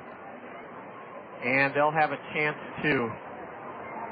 And wait till you hear the crowd's reaction when they take who we believe to be Sal Frisella off the field. He'll get a hero's round of applause, which is exactly what he deserves. The paramedics are putting on further stabilization. They are making sure that that left lower leg is completely immobile. And now Ron Blind, the equipment manager, the Colonel equipment manager, comes out onto the field. Oh, he needed to pick up a bat and get it out of the way of a couple of more fellas, EMTs. And as the player is still tended to and put in the proper position to move, let's look again at all the wonderful things we have coming up for you to enjoy at the new Veterans Memorial Stadium in the month of August and on Labor Day weekend. Beginning with tomorrow's wonderful first-time promotion, Angels in the Outfield. The gates open at 6 tomorrow, a 7 o'clock start. And if you're among the first 2,000 fans to come to tomorrow night's game versus Battle Creek with the gates opening at 6, you'll receive a souvenir from the Anaheim Angels. Beverages will be just $2. And one of you lucky Colonel fans will be rewarded with a trip for 4 that includes airfare and hotel to Anaheim to see the Anaheim Angels play. You'll also get 4 tickets to Disneyland. So a trip to Disneyland and to see our parent club, the Angels, play, airfare and hotel accommodations for 4, all included tomorrow evening when we give away our grand prize in Angels in the Outfield. Before we look ahead to the rest of the weekend, there is progress. They're about to lift the injured Peoria base runner player onto a stretcher. Well, first they lift him onto a backboard and then a stretcher. Angels in the Outfield is tomorrow evening. I'm waiting to see movement by the paramedics on from the home plate area, right next to home plate, to the backboard, the stiff board that they'll put this player on, and then up to the gurney and into the ambulance. And you will hear a huge, huge roar of empathy and hopeful optimism when this player is moved. We'll be home Friday night against the Battle Creek Yankees. Saturday night, a 7 o'clock start at home. And then Sunday afternoon, kids, you get to run the bases after the game on Sunday, a 2 o'clock start. I've told you a little bit about the fireworks nights already, but those are the best promotions in minor league baseball, so let's give you the red letter dates again. Friday, August 13th, Saturday, August 14th. Fireworks at the New Veterans Memorial Stadium. Commercial Federal Bank fireworks, Friday, August 13th. You'll want to wear your best Halloween costume. Trick or treat. Center Stage is putting on a Halloween extravaganza to go along with Commercial Federal Bank fireworks, Friday, August 13th. Then on Saturday, August 14th, it's Cardinal Special Olympics night. Fireworks will follow that 7 o'clock game, Saturday, August 14th. They're still trying to make sure it's okay to move the Peoria player who has been down now on his back for about 20 minutes after he scored one of 2 Chief runs in their half of the 4th inning. The game is tied at 4, and again, it should be any moment now that they have the air cast on securely enough to slide the backboard underneath the injured Chief player and then get him up onto the portable stretcher. And until they're ready, I don't care if it takes 3 hours, you don't move a person if they're not ready to be moved. The game is inconsequential right now. In fact, I'm not even sure this game will continue at this point. It's 4-4 in the bottom of the 4th inning, and it just depends on Rocky Knockin, the general manager of the Peoria Chiefs. He knows, he's right down there, he knows the severity of the injury to the Chief player. Now it looks like they're going, no, they're not quite ready yet. They're putting an IV in the injured player, and they're about ready to slide the backboard underneath him. They have the backboard in hand, and they're going to, you learn this if you take first aid or CPR, you learn how to roll the victim and then place the backboard underneath him. The backboard is yellow, and they are about ready to slide it underneath the injured Peoria player at home plate. In fact, they have done so. And now they're going to lift him. Listen to the hand as they lift the injured Peoria Chief player from the backboard to the stretcher. They're not quite ready. Oh, they're going to strap him down. They're going to strap him down so that that leg or ankle, the left side, does not move. And he's probably in the state of shock. Most victims of a traumatic injury such as this Peoria base runner has incurred go into a mild or sometimes severe form of shock. That is, their skin becomes wet, moist, and clammy. They become disoriented, fidgety, and it's just a natural reaction because the body is slowing down to try to send all the blood to the injured area.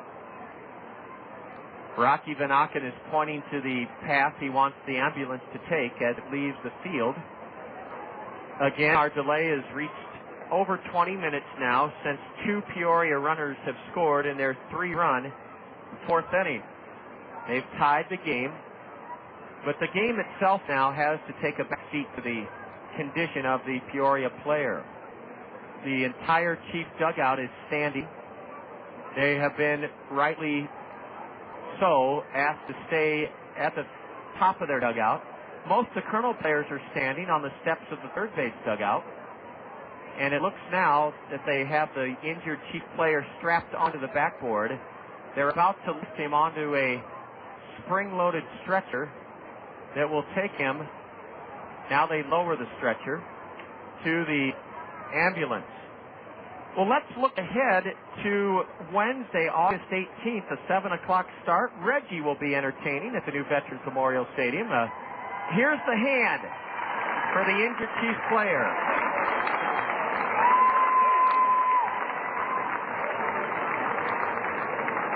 He's now being lifted from the ground on a backboard to the stretcher. Rocky Knockin is on the phone. The Chiefs have very good relations with the 3 major hospitals here in Peoria. One of them is a prominent advertiser, Methodist Hospital. And I'm sure Rocky is probably on the phone to the best orthopedic surgeon that he knows to take care of this injured Spartan, this warrior, who we believe to be Sal Frisella, a man who scored on a tap to the right side by Anthony Monaghan. Again, we're doubtful if Kevin Jepsen will be allowed to finish this fourth inning. His night will end after 3 1/3, in which he's given up 4 runs on 6 hits. Reggie will be at the New Veterans Memorial Stadium Wednesday, August 18th. He's a big, furry, lovable, fun mascot that will have you laughing and pointing and talking about him the entire night. Wednesday, August 18th, Reggie at the New Veterans Memorial Stadium. Then Thursday, a noon start. Dollar Hot Dogs lunch at the ballpark Thursday, August 19th, a noon start. Dollar Hot Dogs on the 19th of August.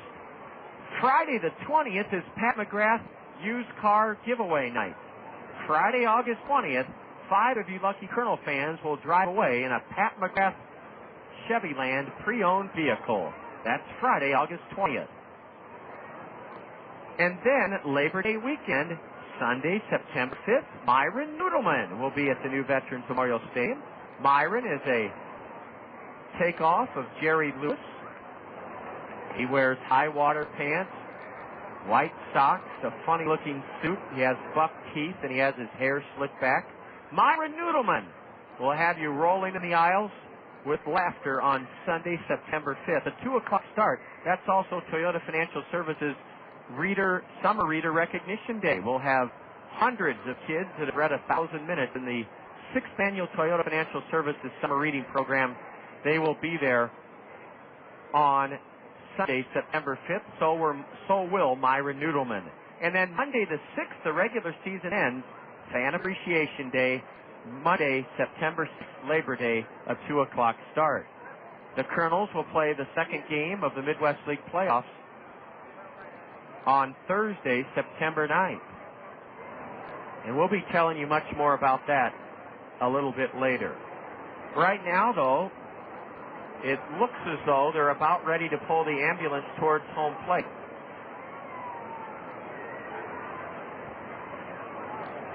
And we'll check with our newspaper colleagues to our left.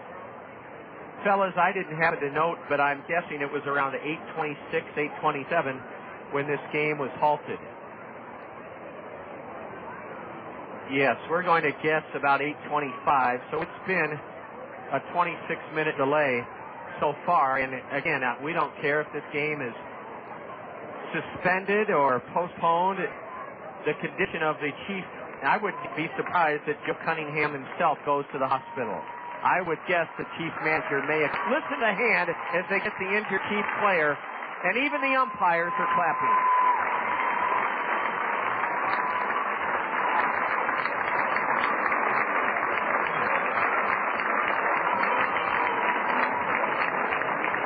A standing ovation from this crowd of over 2,500 on a cool July evening, or cool August evening in central Illinois. And they have everything in place to move the stretcher now. In fact, the player is putting 2 fingers up, saying, "I'm okay." The Peoria chief player signaling to the crowd and his teammates with 2 fingers, and now the entire chief dugout is looking towards the back of the ambulance as they take the Peoria player off the field. It's got to be Sal Frisella, because I understand he's the most popular player on the Chief Ball Club. Sal Frisella, I believe, is the chief. And I heard people talking about how he's always the first to volunteer for player appearances, clinics, and our thoughts and hopes are with him. A couple of positives. His head and his spine are fine. He's conscious.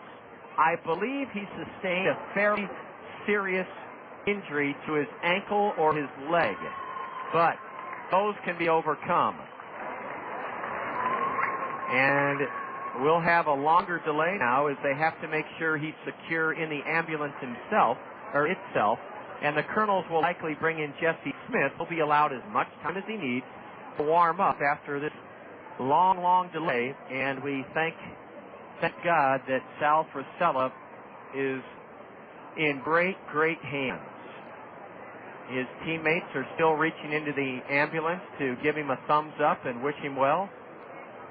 Rocky Van Aken is made sure that the hospital knows that he's on his way. Peoria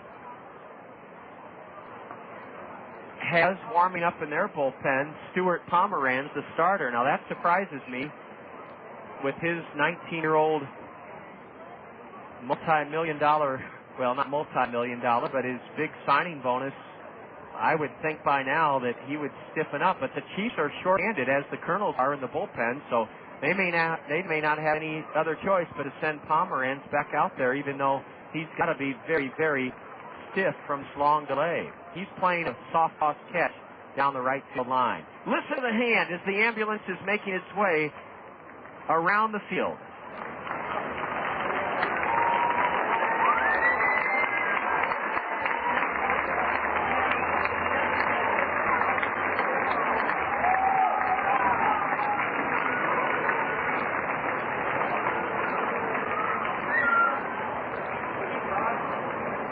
Well, needless to say, these Chief fans, now these Chief fans are as great as our Colonel fans, always thinking of the player first, Bobby Magallanes and Joe Cunningham coming out to home plate. And I said there's a chance this game could be suspended, and I'll tell you why. Both teams are short in the bullpen. Two 19-year-olds, high draft picks, second-round draft picks are pitching. And I don't know that the condition of Frisella might be such that I don't think it's grave or dire, but perhaps the Chiefs are so downcast about it that for the betterment of their well-being in the game, I'm not sure we're going to continue. I'm really not sure this game's going to continue at this point, but we'll wait and see. Bobby Magallanes is pointing down to the Colonel bullpen as though to say, well, I had a guy warming up. Do you want him to come out and let's start this game again?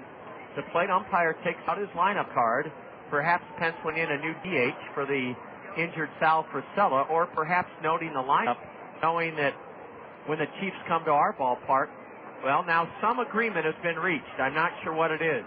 An agreement has been reached to send the Kernels back onto the field, and this game will continue. An agreement has been forged between the umpires and the managers to continue this ball game. And Jesse Smith will take over on the hill for the Kernels. Kevin Jepsen, a disappointing outing tonight. He'll get it straightened out hopefully this month of August. Kevin goes 3 1/3 tonight and has surrendered 4 runs on 6 hits. The Colonel right-hander struck out 5. That's a real positive, isn't it? 5 strikeouts in just 3 1/3 innings. Kevin walked only 2. That's another positive. And Jesse Smith has come in to take over for the Kernels here in the bottom of the 4th inning. And the game is tied 4-4 with a runner at first and 1 out. The runner at first is Anthony Monaghan, who is credited with 1 RBI. The Kernels were charged with an error on that play on which, over a half hour ago now, on which 2 Chiefs scored. One of them, unfortunately, had to leave the game. Let's tell you about Jesse Smith. Essentially, this is a start for Jesse. Jesse Smith is 4-4 this year. A 6.05 ERA. He's pitching for the 30th time out of the Colonel bullpen. No saves. 64 innings in 30 relief appearances. Jesse has given up 73 hits in 64 innings. Smith has struck out 56 batters in 64 innings. Walked 34, the league hitting .286 against right-hander Jesse Smith. And as he completes his warm-up tosses, let's encourage you, if you're a Little League parent, player, or coach of a Little League T-ball or softball team, to reward your team by signing them up as the Cost Cutters Dream Team. What's the Cost Cutters Dream Team? Well, it's your Little League softball or T-ball team that is taken into the Colonel dugout before the game, then individually introduced out onto the diamond before the national anthem. The Kernels will then be introduced. They'll come out of the dugout right after your Cost Cutters Dream Team members do.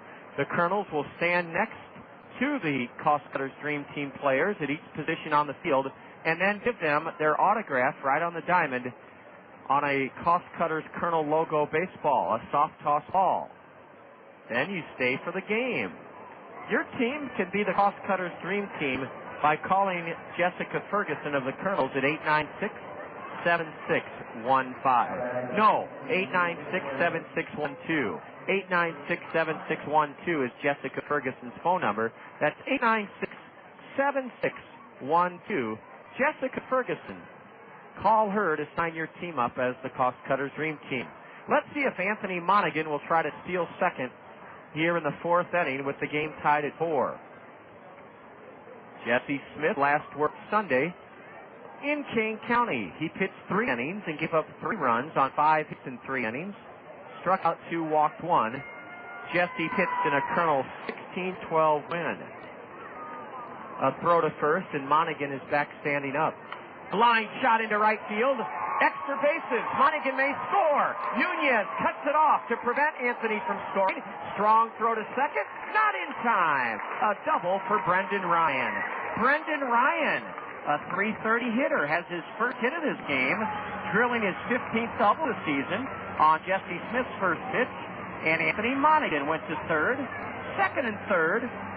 1 out for Peoria here in the fourth inning.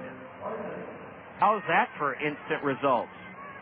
Jesse Smith's first pitch was tagged into right. Felix Nunez made a terrific play to cut it off. His throw was strong and almost got Brendan Ryan. And now Daric Barton could give the Chiefs their first lead since they led at 1-0 in the second inning. Ground ball. Bobby Wilson kicks it, picks it up, can't pick it up, kicks it, safe. Everybody's safe. Why the runner didn't score from third, I can't tell you. Poor Bobby played soccer with that ball. The second error of the inning on Bobby Wilson. And the bases are loaded with only 1 out. Oh, brother, Daric Barton hit a ball that Bobby Wilson knocked down. Then it went off his glove into foul ground. He kicked it once, kicked it a second time, then tried to pick it up and kicked it a third time. Luckily, Bobby Wilson's soccer playing ability isn't too good because he only kicked it a couple of inches each time. Jesse Smith got over to first to try to help Bobby out, but Daric Barton, even though he's rather slow of foot, made it to first on the Wilson error. A wild pitch! 2 runs may score! 1 run is in! Another man stops at third! And a tough start for Jesse Smith. 3 pitches and already a run home to make it 5-4 Peoria. The long delay has really hurt the Kernel psyche, not the Chief psyche. The Kernels are the ones that look like they had a teammate injured. They're playing half asleep right now. And that's too bad, but the delay has effects on you that you never know. And in this case, the delay has caused the Kernels to go into hibernation. And now the Chiefs have a chance for a 6-run inning.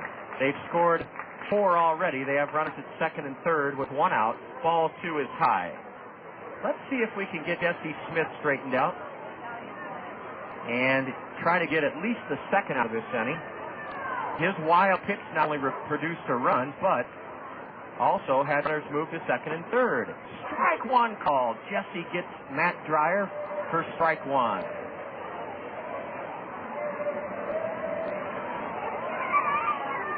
By 4 Chiefs, runners at second and third with 1 out. Jesse working from the stretch. Curve outside, and it's 3-1 to the batter. Matt Dreyer is 1 for 2. The Chiefs really owe us one here at their home ballpark where we've whipped them 5 times, and this may be their big inning.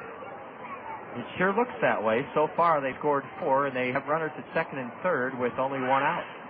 Colonel infield is back everywhere but first. Dreyer swings and tips 1 foul in the mid of Tommy Duenas for strike 2. Just past 9 o'clock, and you're enjoying baseball from Peoria on the Zone. ESPN Radio 1600, KCRG, Cedar Rapids, Iowa. Count full now to right-handed hitting Matt Dreyer. Smith delivers. Ground ball to Bobby Wilson. He has plenty of time to step on first, and both runners hold. Well, Bobby made a good play, and Jesse Smith made a good pitch. Matt Dreyer grounds out to Bobby Wilson. He hit it well. Bobby looked the runner back to third, then calmly took 2 steps back and tagged first as Brendan Ryan held at third base. All 4 runs in this inning have been charged to Kevin Jepsen, a starter. The line is final on Kevin, 3 1/3, 5 runs, 6 hits, 5 strikeouts, 2 walks. The 9th man bat in the inning for Peoria is Joe Mather. If we can keep this a 1-run game, a pitch in the dirt, a run scores to make it 6-4. Well, we can't keep it a 1-run game. Yet another wild pitch. Yet another wild pitch by a Kernel pitcher brings home Brendan Ryan. So Jesse Smith has wild pitched 2 runs in here in his relief appearance. Ball 1 to Joe Mather. On to third on the wild pitch, Daric Barton. Well, now let's reset our goal. Let's try to keep it a 2-run game. Let's try to keep it a 2-run game. 6-4 Chiefs. For Tommy Duenas.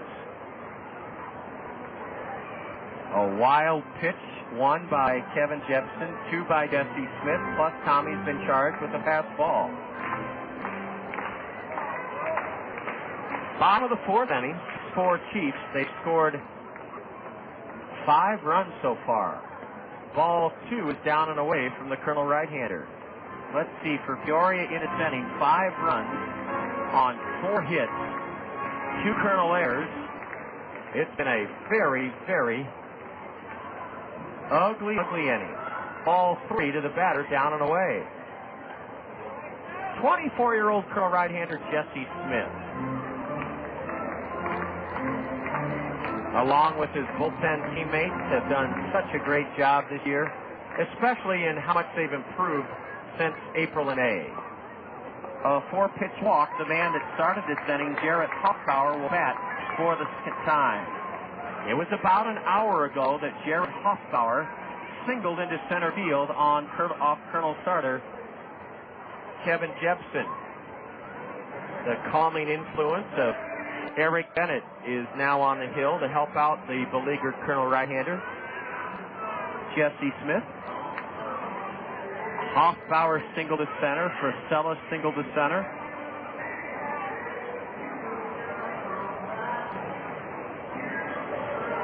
John Paul Davis singled to center to make it 4-2 Kernels.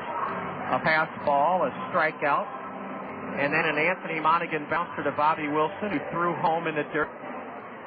1 run scored, another man scored, and one of the 2 runners, Sal Frisella, DH, lay at home plate for over a half hour with an injury to his left leg. Jesse Smith came on. First pitch was doubled by Brendan Ryan. The next pitch was a wild pitch, then air, then a ground out, then a walk, then another wild pitch, then a walk. A curve in the dirt, ball 1. And again, Jesse Smith's in the same boat as any young professional. Pitchers have hard times just like batters do, and all you can do as a fan and a supporter of the Kernels is stay behind the guys. Stay behind them.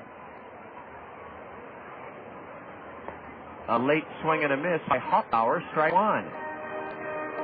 This one is a long, long way from over. It's only the bottom of the 4th inning, and it's only 6-4 Peoria.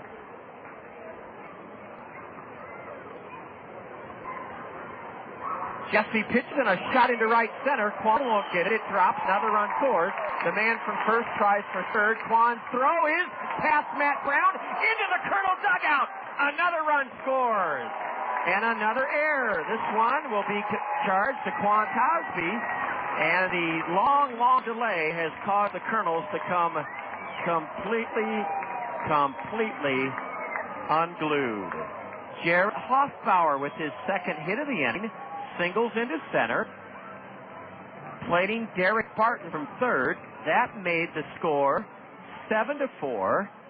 And then going from first to third, Joe Mather drew a throw from Quan Cosby. Quan's throw was a pretty good one. It skipped by Matt Brown, went into the Kernel third base dugout for the 3rd Kernel error of the inning.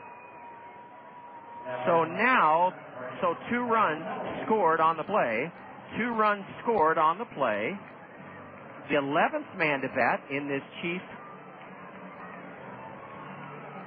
7-run 4th inning is not Sal Frisella. Let's see who this is. The batter for the Chiefs is... Well, we're going to need help to determine who this man is at plate. Pardon? Oh, Dan Marcelli. Okay. Brandon Marcelli. Brandon Marcelli takes a ball, now a strike. Brandon Marcelli, M-A-R-C-E-L-L-I, a right-handed batter, pops one foul off to the right. He's in for the injured Sal Frisella. 7 runs, 5 hits, 3 errors, and we're still not out of the inning. Jarrett Hoffpauir went all the way to third base on the throwing error by Quan Cosby. Jesse Smith delivers outside for ball 2. With the injury mixed into this inning, it has been, I believe, or half inning. This half inning has lasted almost an hour. All 3 in the dirt, a changeup. To Brandon Marcelli. Marcelli making his first appearance in this series is batting for Sal Frisella. 8-4 in favor of Chiefs. A 3-2 pitch drilled foul into the right field corner. Well, one thing's for sure. Peoria is probably letting out a lot of frustration because we've beaten them 5 times here at O'Brien Field, and boy, are they playing well in this inning. Ball 4 to Brandon Marcelli, a 30th round pick out of Fresno State. First and third, nothing doing in the Colonel bullpen. Now there is action. The Colonels desperately need now just to get some innings from Jesse Smith. He's definitely in a slump, just like a hitter can go into a slump. Jesse can pitch far better than what he has done on this road trip, that's for sure. And he will. He will pitch better later in this month of August and in the playoffs. I'm sure he'll get his mechanical flaws corrected. A pitch in the dirt, ball 1 to John Paul Davis. Now it's getting frustrating for the Kernels right now. Jesse Smith has faced 1, 2, 3, 4, 5, 6 batters. He's given up a double, a single, and a walk 2. We should be out of the inning. An error by Bobby Wilson at first should have been the second out of this 4th inning. Strike called to John Paul Davis, right-handed hitter. He's already driven in 2 runs tonight. Breaking pitch down and away. The Chiefs were bound to break loose sooner or later. They lead the league in hitting, a 272 team average. They were hitting a paltry 204 against us coming into this game. There's all 3 outside. The Kernels have Carlos Morban ready to go, as Jesse Smith is, I think, a little more emotionally distraught now than anything else. He looks a runner back to third, then whirls and looks to first.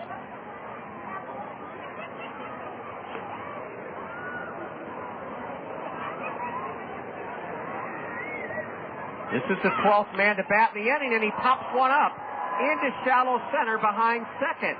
Brandon Wood has it to end the inning. John Paul Davis pops out to short behind second, and the Chiefs send 12 men to the plate, knock out the Colonel starter, lose one of their own. Peoria comes up with 7 runs on, well, I have 5 hits. Let me double check. 1, 2, 3, 4. 5 hits, 3 Colonel errors, and the Chiefs leave a pair. They've stranded 6. We go to the top of the 5th inning, and it's now Peoria 8 and the Colonels 4. You're listening to Colonel Baseball on the Zone. pizza, it's so good. Better is best, that's understood. Better call Papa John's tonight. Better call Papa, he's got it right. Better ingredients, better pizza. Papa John's. Attention baseball fans, call your local Papa John's for our home run special. Get a large pizza with up to 3 toppings of your choice for only $9.99. Papa John's. Better call Papa. When searching for a professional logistics team of experts to handle your warehousing operations, look to Worley Warehousing. Worley Warehousing will help you achieve greater efficiencies by providing superior warehouse facilities, technological advancements, and expert professionals.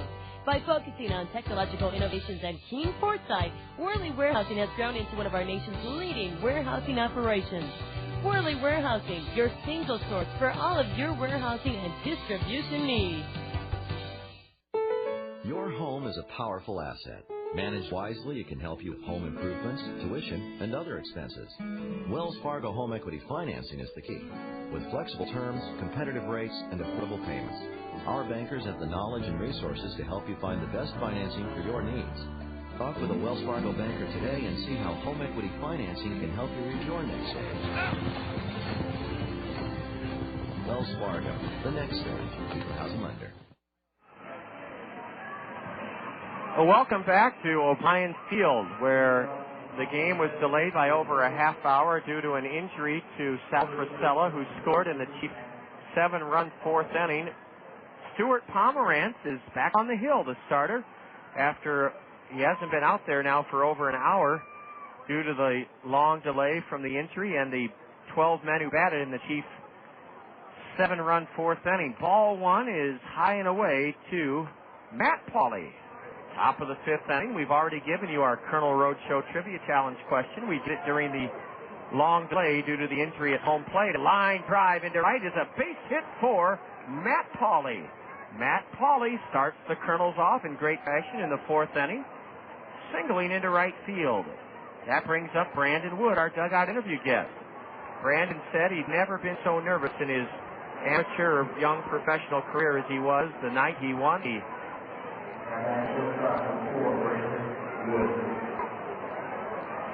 home run hitting contest at the new Veterans Memorial Stadium during the All-Star game. A fastball is high from Stu Pomeranz. Ball one to Brandon Wood. The Chiefs have a right-hander up in the bullpen. And the right-hander for Peoria. Ball two outside.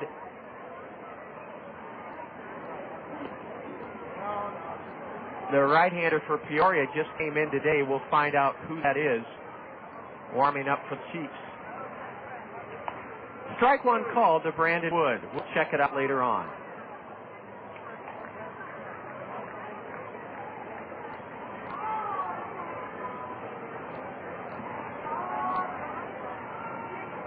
Brandon, double play ball to short. Ryan to second one, on to first to complete the 6-4-3 twin killing. Matt Pauley, a leadoff single here in the fifth, but he's erased on a one-hopper to the shortstop, Brendan Ryan, who started a 6-4-3 twin killing. Two gone at Colonel fifth inning, and the batter Bobby Wilson. There's been a scoring change, or not a scoring change, I scored it wrong in the Chief fourth inning. Credit Anthony Monaghan with an infield single on the play that Bobby Wilson threw home, and Tommy Duenas was run into by Sal Frisella. A broken bat looper to second, and it's caught in shallow center by Jarrett Hoffpauir. Bobby Wilson has popped out to second to end the Colonel fifth inning. And in the Colonel fifth, a leadoff single, but no runs. A hit, a double play, no Keith error. The Colonels leave nobody on. The final line for Kevin Jepsen then is 3 1/3 innings, 5 runs, 7 hits, 5 strikeouts, 2 walks, 1 wild pitch. We go to the bottom of the fifth inning, and Peoria is ahead of the Kernels, 8-4. You're enjoying Colonel baseball on the Zone. Gas prices getting you the blues? Get into Randy Kiel Honda and save with great fuel mileage on all Hondas in stock. Still need the SUV, you say? Well, the competitive CR-V will get 24 miles to the gallon. The safest, best family sedan, the Honda Accord, will definitely save the family pocketbook with 34 miles to the gallon. Save even more on gas mileage with the compact Civic, getting you there in 38 miles to the gallon. Or the amazing fuel mileage of Honda Civic Hybrid, 48 miles to the gallon. And that is in the city. Randy Kill Honda has a huge selection of pre-owned Hondas, too, all with exceptional fuel mileage. Randy Kill Honda, the home of confidence, has many other pre-owned vehicles priced to move as well. Randy Kill Honda boasts the best prices in Iowa on new and pre-owned vehicles. Start the savings now and get into Randy Kill Honda, 4425 Centerpoint Road Northeast, or on the web at randykill.com. Who cares what's in a hot dog? This country was built on the principle that wretched refuse could be made great. So when the tofu-obsessed among us ask what the hot dog is made of, well, the High Life man turns the question back on the questioner. You, sir, what are you made of? What spice do you add to the national knockwurst? No, you do not ask of the hot dog. The hot dog asks of you. Are you man enough to live the High Life? Miller Brewing Company, Milwaukee, Wisconsin, USA.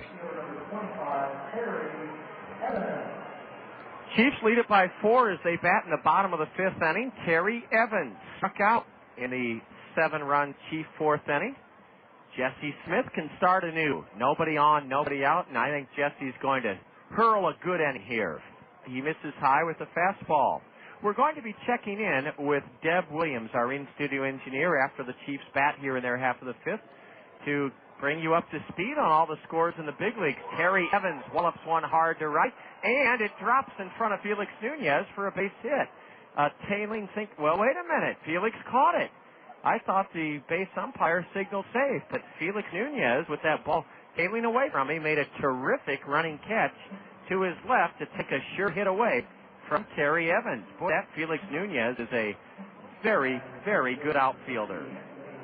And Evans is nothing for 3.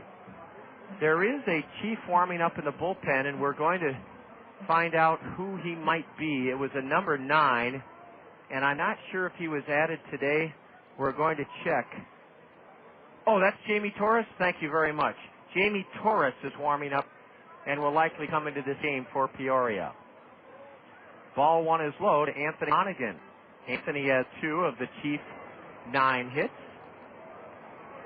This is a very, very good opportunity for Jesse Smith to just pitch and not worry about the score, not think about much at all except trying to do what he does best, which is get batters out. The 2-0 to Monaghan. Inside, almost hit him. Anthony squared the bunt, and maybe Jesse was sending him a message, don't do that. Ball 3 to Anthony Monaghan.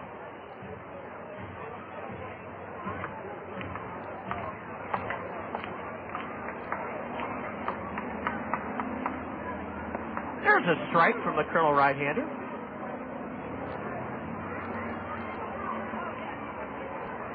Matt Brown is in on the grass at third. The 3-1 to the left-handed hitter is swung on and missed. Strike 2. And Jesse Smith has come back from a 3-0 count to run the count full. Jimmy Torres is warming up in the Chief bullpen. He pitched here in the series opener. Colonel 5-2 win Monday night. Swing and a miss. And Jesse Smith powdered a 3-2 fastball right by Anthony Monaghan. And I think Jesse has done just what we hoped he would, which was to clear his mind and say, hey, I'm a good pitcher, and I'm going to come right after these batters. Now batting at 7-2-6, the shortstop, number 26, Brendan Ryan. Brendan Ryan greeted Jesse Smith with a double. First pitch swinging back in the 4th inning. 2 away in the bottom of the 5th. It was at one time 4-1 Kernels. It's now 8-4 Chiefs. Swing and a miss as Jesse Smith fooled Brendan Ryan with a changeup. Stu Pomeranz, the Chief starter, has gone the requisite 5 innings to qualify for a win, and I think he's probably done. A swing and miss on another fine let-up from Jesse Smith. The outfield plays Brendan Ryan straight away. The Colonels committed 3 errors in the Chiefs' 7-run 5th inning. 2 charged to first baseman Bobby Wilson. That's not his natural position. 1 to center fielder Quan Cosby. Ball 1, another changeup, this one outside. The 330 hitter, Brendan Ryan. He's from Lewis and Clark State in Idaho. And he bounced one off his 5th foul. Ground ball foul, pass first. Bobby Wilson into foul ground to field it. Lots of action on the big league front, and I would guess that the games in Detroit, Toronto, Baltimore, New York, and St. Petersburg, Florida are well along, if not over by now. A base hit over the head of Bobby Wilson. Felix Nunez over to get it near the line and hold Brendan Ryan to his 2nd straight hit. It was just a matter of time before Ryan broke loose in this series. You don't shackle a 330 hitter ordinarily all 3 games of the series. Nunez was playing Ryan to hit the other way and held Brendan to a 2-out single. The 3rd hit surrendered by Jesse Smith. And the 10th of the game for the Chiefs. Daric Barton, left-handed batter. 1 for 3 with a run scored. Reached on a Bobby Wilson error his last time up. Ball 1 low from Jesse.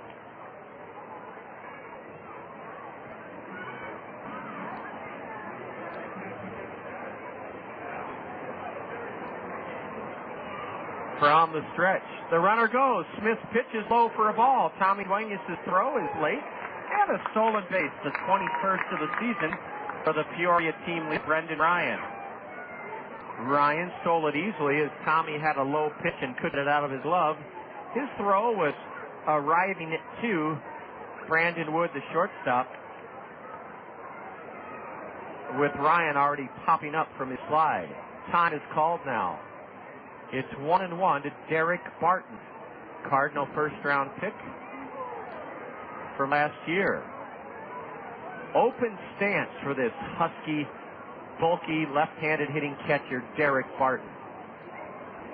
A slider, and it's ball 2. That didn't miss by much. Stu Pomeranz, the Chiefs starter, went 5 innings and gave the Kernels 4 runs on 6 hits. Barton lashes a base hit down the line and left to make it 9-4. It gets by Matt Pauley all the way to the wall. Brendan Ryan scores, and Daric Barton pulls into second with a 2-out RBI double. And Peoria now leads it by 5, 9-4. All of this with 2 out, a single and a double by the numbers 2 and 3 hitters in the Chief order. Now we're seeing why Peoria is the best hitting team in the league.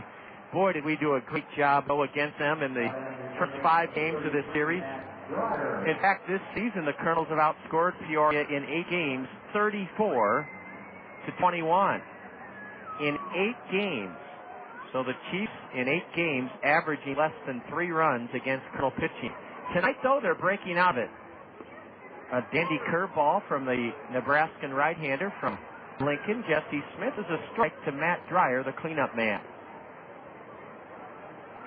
Jesse got the first 2 Chiefs here in the 5th inning, but then the league's leading hitter Ryan took him the other way and singled to right. He stole second, and Daric Barton also went the other way and doubled down the left field line. Ball 1 is low, a curve. Dreyer singled and scored in the 2nd inning to put Peoria ahead. The Kernels bounced back with 3 in the top of the 3rd, 1 in the top of the 4th, and led this game 4-1 going into the bottom of the 4th inning. But then the game got out of hand. The Chiefs scored 7 runs on 6 hits and 3 Kernel errors. There was a delay of over a half hour as the Peoria base runner Sal Priscilla hurt his left leg, and he was laying on the ground for over a half hour. An ambulance took him to the hospital. Strike 2 on the outside edge to Matt Dreyer. Carlos Morban is back up throwing in Kernel bullpen. Whether we rally and win this one or not tonight is yet to be determined. But we sure have had a great road trip, whatever happens. A deep drive into right center for extra bases. This will make it a 10-4 Chief lead. Matt Dreyer is jogging towards second, and he's in with an RBI double. Matt Dreyer has continued the Chief assault on right-hander Jesse Smith. Dreyer doubles into right center field alley, and poor Jesse Smith has now given up 3 hits in a row and 5 total. In an inning and a third, Jesse Smith has given up 5 runs on 5 hits. Ouch. And Tommy Duenas goes to the hill, perhaps to buy a little more time for Carlos Morban. Jesse just has not had much success on this road trip. He pitched Friday in Kane County and allowed 6 runs on 5 hits. On Sunday against the Cougars in 3 innings, he gave up 3 runs on 5 hits. Let's see the Chiefs bring in a pinch runner. Omar Pena has come on to pinch run for Matt Dreyer, and Omar Pena will take over at third base in the 6th inning. But he pinch runs here in the 5th, and now we're going to have a pitching change. Jesse Smith is lifted, and Carlos Morban will come on. Carlos will have a chance to get some good quality work in. Jesse Smith, an inning the 3rd. Gave up 5 runs on 5 hits, struck out 1, excuse me. Jesse struck out Anthony Monaghan in this inning. Jesse walked a pair and hit 2. Again, we're going to be checking in with Deb Williams, our in-studio engineer. And Deb, if you could fire up that computer, because between innings, we're going to start getting scores from you on the State Farm Major League scoreboard. Carlos Morban, a 6'6" right-hander from the Dominican Republic, is taken over on the hill for the Kernels. Carlos has pitched 3 times. He pitched 3 times against the Kane County Cougars. So on this road trip, he's pitched 3 innings and given up 5 runs on 6 hits in 3 innings, struck out 1 and walked none. Carlos Morban takes over with the Chiefs pulling away here 10-4 in the bottom of the 5th inning.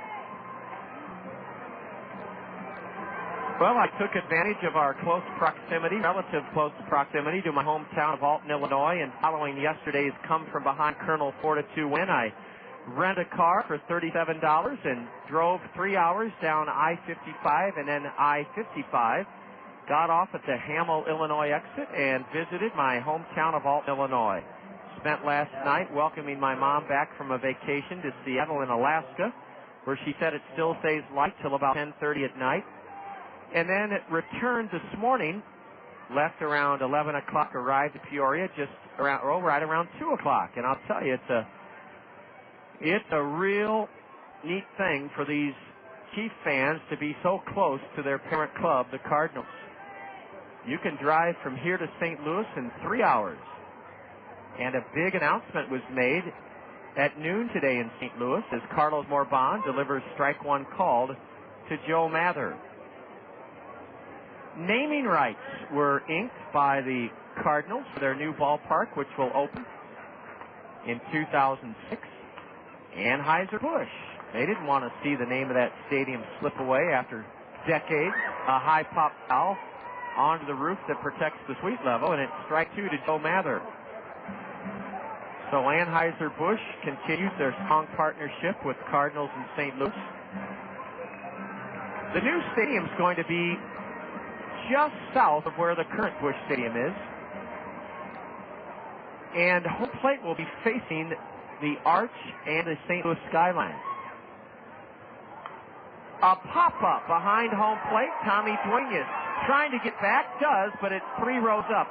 It's 3 rows up into the seats behind the plate.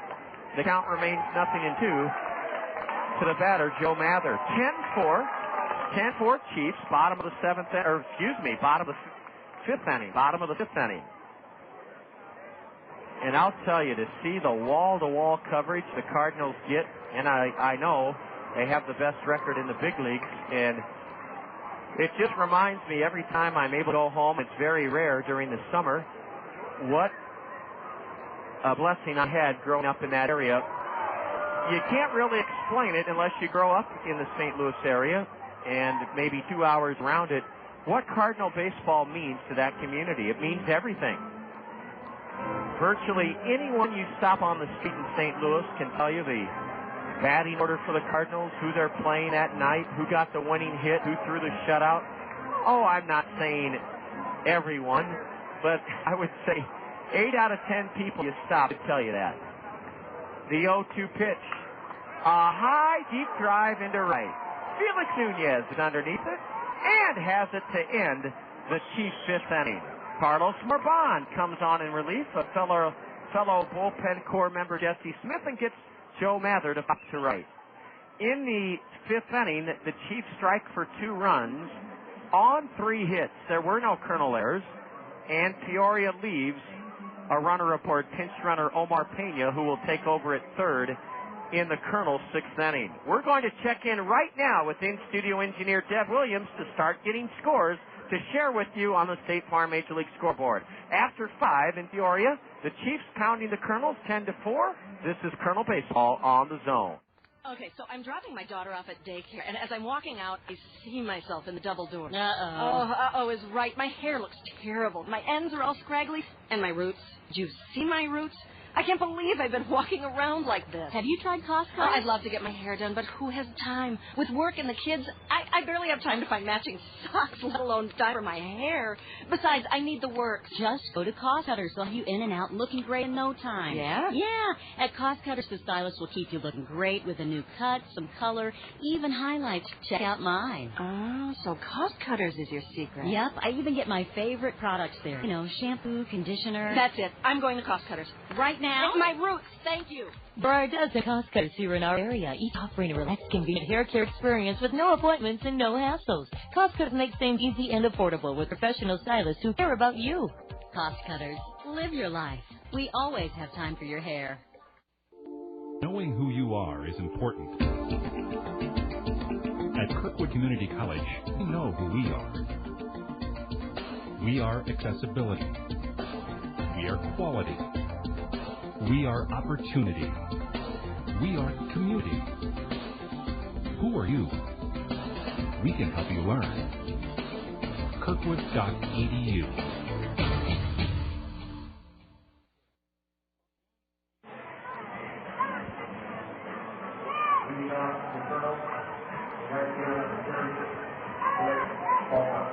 Blake Balcom will lead off for the Kernels. In the top of the 6th inning, the Kernels down by 6, face a new right-hander, Jamie Torres. Jamie pitched here in the series opener on Monday night, and he delivers a strike called to Blake Balcom. Jamie Torres on Monday went an inning and 2/3, gave up 2 runs, neither earned on 2 hits in an inning and 2/3, struck out 1, walked 1. Blake Balcom, base hit into right field. Blake looked good as he lined a single, the 7th hit for the Kernels in this game. And Blake Balcom's aboard to start the Kernels' 6th inning. The starter, Stu Pomeranz, went 5 innings, allowed 4 runs on 6 hits. Pomeranz struck out 2, and he walked 1. Jamie Torres has given up a leadoff single to right to Blake Balcom. Blake's first hit of this game. A curve is strike 1 call to Matt Brown. Thanks to our in-studio engineer Deb Williams, we can now share a lot of scores on a full State Farm Major League scoreboard. And we'll do that as Matt Brown on 0-1 delivery takes it low and away from Jamie Torres, a right-hander. State Farm insurance agents Lanny Peterson, Gary Schubat, Al Shetler, and Dale Thompson bring us this look at the State Farm Major League scoreboard. Matt Brown, a right-handed hitter, takes outside ball 2. Finals from the American League. The Royals dismantled the White Sox at Kauffman Stadium 11-0 tonight. Cleveland clobbered the Blue Jays at Skydome 14-5. The Rangers bombed Detroit 8-0. A high pop foul down the right field line beyond the reach of three hustling Chiefs, the first baseman, second baseman, and right fielder. It scatters the bullpen. And it's 2-2 to Matt Brown. It was Texas 8, the Tigers 0 at Comerica Park tonight. The other final from the American League at Tropicana Field in St. Petersburg, the Devil Rays edged the Red Sox 5-4. They're in the top of the 10th at Yankee Stadium. The Athletics 6, New York 6. Bottom of the 7th at Camden Yards, the Mariners and Orioles tied at 3. Brownie is hit by a pitch, a curveball that got away from Jamie Torres, and now the Kernels have runners at first and second with nobody out. Matt Brown was struck by a pitch, and 2 on and nobody up. Tommy Duenas will bat. Tommy started the Kernel 3-run third inning. A double, his 18th of the year. Our parent club, the 2002 World Champion Angels, are trailing in the top of the 9th at the Metrodome, 6-3 Twins. Tommy Duenas cues one foul to the on-deck circle of the Chiefs, strike 1. In the National League on the State Farm Major League scoreboard, one final from Minute Maid Park. The Red Hot Braves shaded Houston 5-4. A curve from Torres outside, 1-1 to Tommy Duenas. At Miller Park, the Brewers 7, the Mets 1 in the top of the 7th. The Expos, who knocked off the Cardinals last night, lead the Cardinals in the top of the 5th, 3-2 at Busch Stadium. A double play ball to second, underhanded by Hoffpauir to the shortstop, and Brendan Ryan on to first to get the 4-6-3 double play. Tommy Duenas wraps into a 4-6-3 twin killer, and that's the second double play the Chiefs have turned in as many innings. Blake Balcom is at third with 2 out now for Billy Boyer. Billy has reached twice tonight. At Coors Field in Denver, the Rockies ahead of the Cubs in the top of the 5th, 2-1. Bank One Ballpark in Phoenix has the Diamondbacks trouncing Marlins in the bottom of the 2nd, 6-1 Arizona. No score in the top of the 2nd inning, the Phillies and Padres. And we'll check in with our in-studio engineer, Deb Williams, to see about the other 2 games on the West Coast. Billy Boyer took a ball, and now he drags one foul up to the sweep that ricochets down. Colonel manager Bobby Magallanes. Blake Balcom takes the opportunity to tie his left shoe. Blake is leading away from third with 2 out in a Kernel 6th inning. The Kernels down by 6, 10-4. Jamie Torres is set, and Billy Boyer has a good cut at a curveball that fouls it over the screen.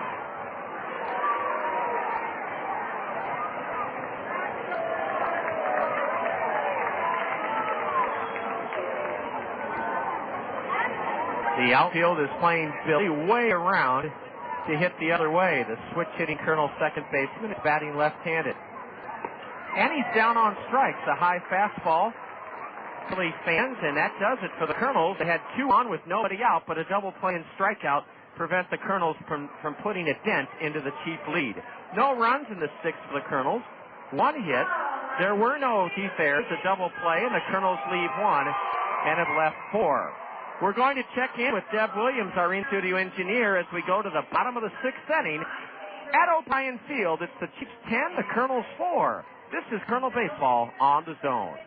Hey, Hawkeye football fans, Gary Duffin here reminding you that tickets to the home games for 2004 Iowa Hawkeyes are selling fast, really fast, so don't delay. Tickets are available for Iowa's throwback game against Kent State on September 4th, this year's homecoming game with Michigan State on October 2nd, and Iowa's dates with Purdue and Wisconsin in November. You can purchase your tickets over the telephone by calling 1-800-IA-HAWKS, online at HawkeyeSports.com, or in person at the Athletic Ticket Office inside Carver Hawkeye Arena, or at the Iowa City Coralville Guest Welcome Center inside Coral Ridge Mall.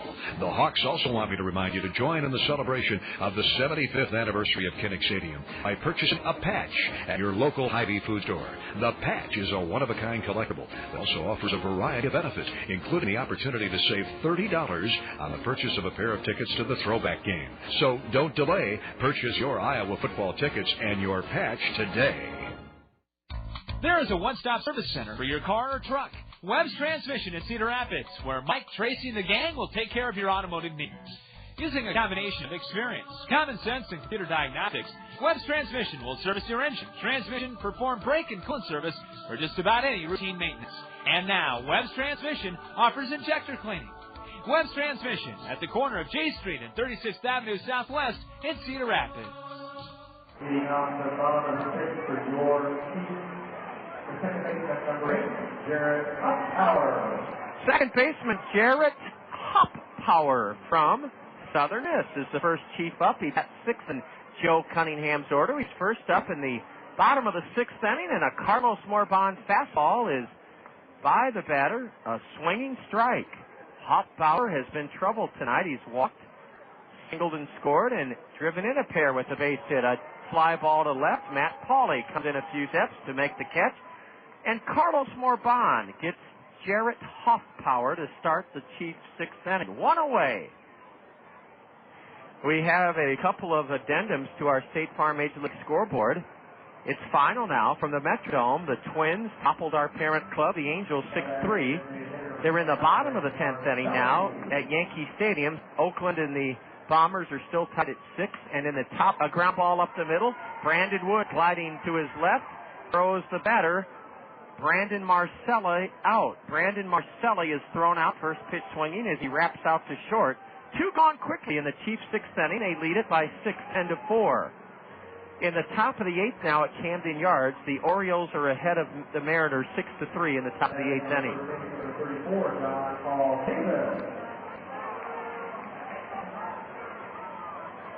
John Paul Davis, a right-handed hitter, looks at a Carlos Morbon pitch for a strike called. Kernels led after 3.5 here tonight, 4-1. But the Chiefs sent 12 men to the plate, knocked out starter Kevin Jepsen, and took advantage of 3 Kernel errors to score 7 runs in the fourth, and then 2 more in the fifth inning. Kevin Jepsen had another subpar outing, a pitch hit off the end of the bat into right, and it's caught by Felix Nunez. Nunez has been busy in right field tonight. That is his 4th putout. And Carlos Morbon does something that Kevin Jepsen did back in the first inning. He retires the Chiefs in order in the bottom of the sixth inning. We now move to the top of the seventh, and it's 10-4 Peoria. You're tuned to Kernel Baseball on the Zone. Corrugated cardboard is what most boxes are made of. The Cedar Rapids Solid Waste and Recycling Department reminds you not to throw your corrugated cardboard away in your garbage. It should be recycled by flattening it, consolidating it, and bundling it together with tape or string. Or you can cut your boxes into smaller sections and put them in a larger box. Whichever method you choose, put the corrugated cardboard beside your blue curbside recycling box for collection. Thanks for preparing your corrugated cardboard for recycling by flattening, consolidating, and bundling. Summertime means Kernels baseball, sunlight until 9 o'clock, watermelon and lemonade, taking the kids to the swimming pool, and a host of other leisurely pursuits. Comfort Solutions by Banks stands ready to ensure that your family stays cool when you're busy with all of your summer fun. Comfort Solutions by Banks are your indoor comfort specialists. With all of the fun activities that fill up your summer, it's comforting to know that the Comfort Solutions by Banks family can take care of your family. Comfort Solutions by Banks is proud to offer your family personal and caring service. If something goes unexpectedly wrong with your home's cooling system, you can count on Comfort Solutions by Banks to provide you with courteous and professional service under any circumstance. Enjoy your summer and let the family Comfort Solutions by Banks take care of yours.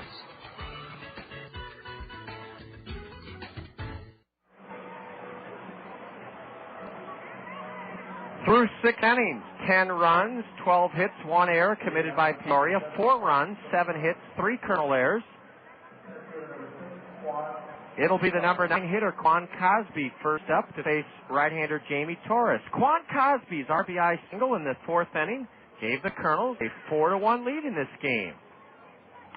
And a bouncer to first. First pitch swinging. Quan is out as the first baseman lost the handle. John Paul Davis stood up at his feet and underhanded just in time to get the hustling Kernel number 9 hitter Quan Cosby, who's retired for the first time tonight. Top of the order, Felix Nunez, 0-for-3, is grounded to third twice and grounded to first. The Kernel road trip record coming into tonight, 4-2. A rally would make it 5-2. A loss, 4-3. Brandon Wood said on the dugout interview that he hopes we can play real well at home the rest of the way. Our record at home, 29-25. On the road, 33-20. A change-up from Jamie Torres is a strike to Felix Nunez, right-handed hitter. A bouncer past third, off the third baseman's mitt. Nunez should wind up at second if he hustles, but he stops at first with the Kernels down by 6. He stops at first base. It'll be hit or error, we don't know yet. A grounder to the right of the new third baseman, Omar Pena. He came in for Matt Dreyer in the last inning, and it's ruled a base hit for Felix Nunez. Felix Nunez is reached on an infield single.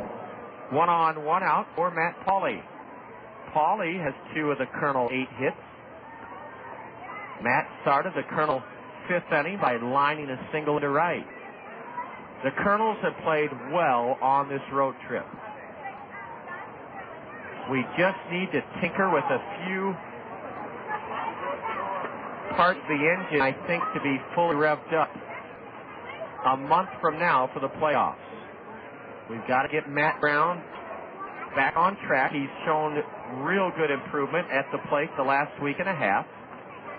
We've got to get Kevin Jepsen pitching like he did in the first half.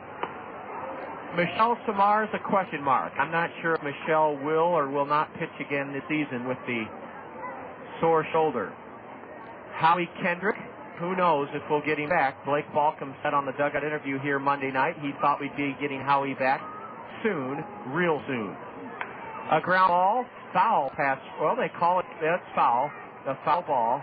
The first baseman threw down the shortstop at second for what he thought was a force out of Felix Nunez, but it's strike 1 on Matt Pauley. And a third area of major concern besides getting Kevin Jepsen back to his first half form and getting the injury situation resolved, and also getting Matt Brown to just build Browning's confidence. That's all he needs. He's hit well the last week and a half. A pop foul off to the left. We have to do 2 other things a little bit better as we head into the final month of the regular season. We've got to catch and throw it better. We've been making too many errors in the second half. And we have to be much better with our sacrifice bunting. And all of those areas to shore up on a team that's 62-45. So a deep drive to right by Pauley will get over the head of Terry Evans, I think. No, he made a fantastic catch to Rob Pauley, and back to first, Felix Nunez. Terry Evans gets a big round of applause as he went deep into the right field corner. A fair ball hit about 308 feet by Pauley. I thought that thing would hook and get way over his head. Terry Evans made a sensational catch in right to rob Matt Pauley of what could have been a run-scoring double. What a catch by Terry Evans to rob Matt Pauley of his 3rd hit of this game. That was some play by the chief right fielder. Now Brandon Wood strokes one in the air to shallow left. Coming on is Joe Mather. Mather has it to end the Kernels' 7th inning. In the 7th for the Kernels, no runs, 1 hit and infield single. There were no chief errors. A great play in right by Terry Evans to take a run away from the Kernels, and the Kernels leave a runner, our 5th stranded. The Kernels have had at least 1 hit in every inning, but after 6.5 are down to the Chiefs 10-4. And you're listening to Kernel Baseball on the Zone. Whether you're a serious athlete or a weekend warrior, injuries can take you out of your game. Smart athletes know that Physiotherapy Associates in Cedar Rapids are the experts in the treatment and prevention of sport-related injuries.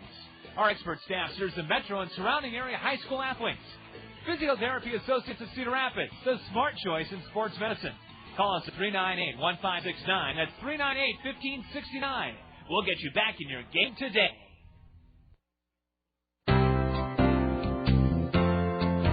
Peck's Flower Shop and Garden Center reminds you the planting season continues all summer long, so you still have plenty of time to start your beautiful garden with quality plants from Peck. They have a large selection of perennials, trees, shrubs, and evergreens that are potted, growing, tenderly cared for, and ready to plant. Add a splash of color with a few plants, or let Peck's experts design a complete landscape plan and professionally install it for you. Stop in or call for an estimate. And remember to take home fresh flowers from Peck's, like their flower feature. Short-stemmed roses, $9.95 per dozen, cash and carry. Yes, short-stemmed roses. A dozen for just $9.95, cash and carry at Peck's Flower Shop and Garden Center, corner of Blairsbury Road and Edgewood Roads Northeast. Peck's, growing with the Cedar Rapids area since 1956.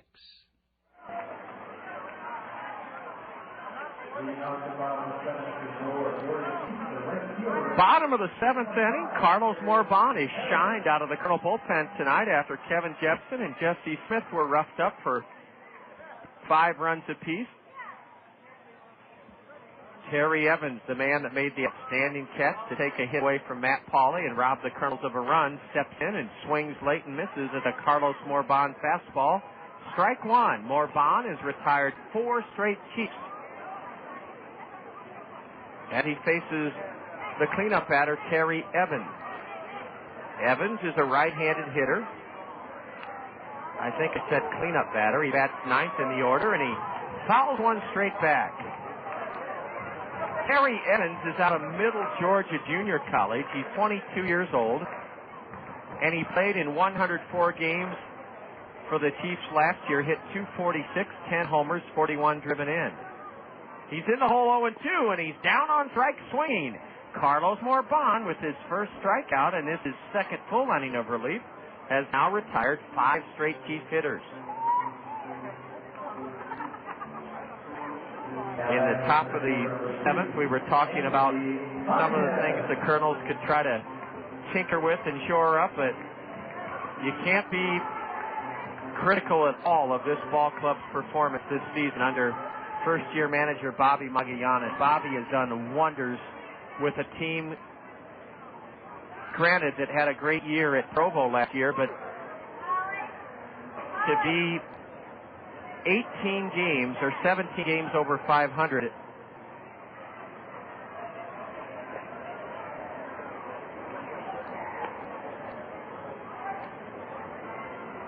Yes, 17 games over 500 is just remarkable.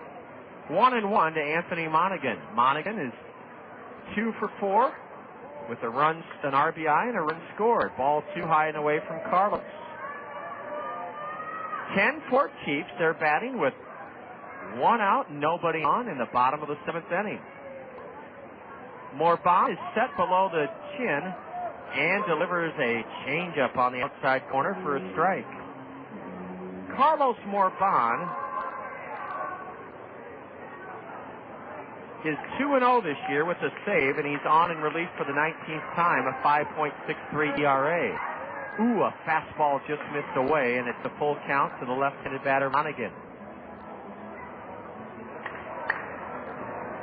Yeah, when I arrived home in St. Louis around 6:15 yesterday, last evening, when the 10 o'clock news started, the heat index in St. Louis was 106 degrees.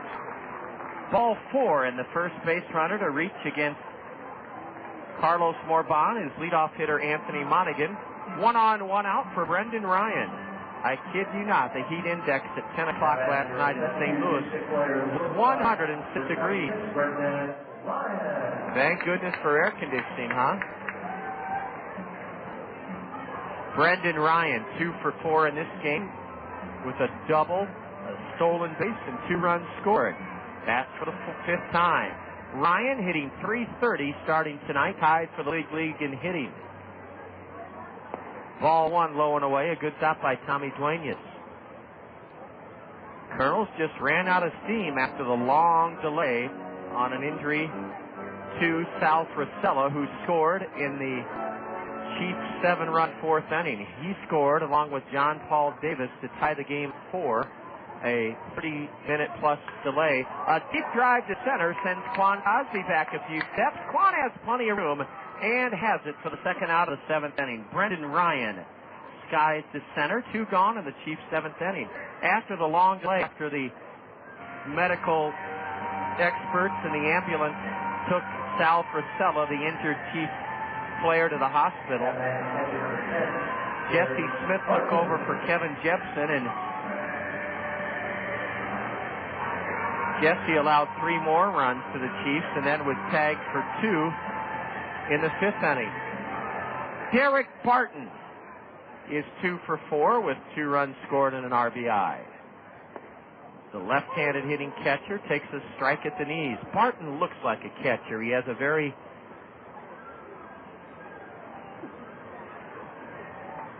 stout, husky, bulky body, and he has short legs. And he hits a deep drive to right for a 2-run homer down the line, over the wall. Daric Barton with his 11th home run of the year.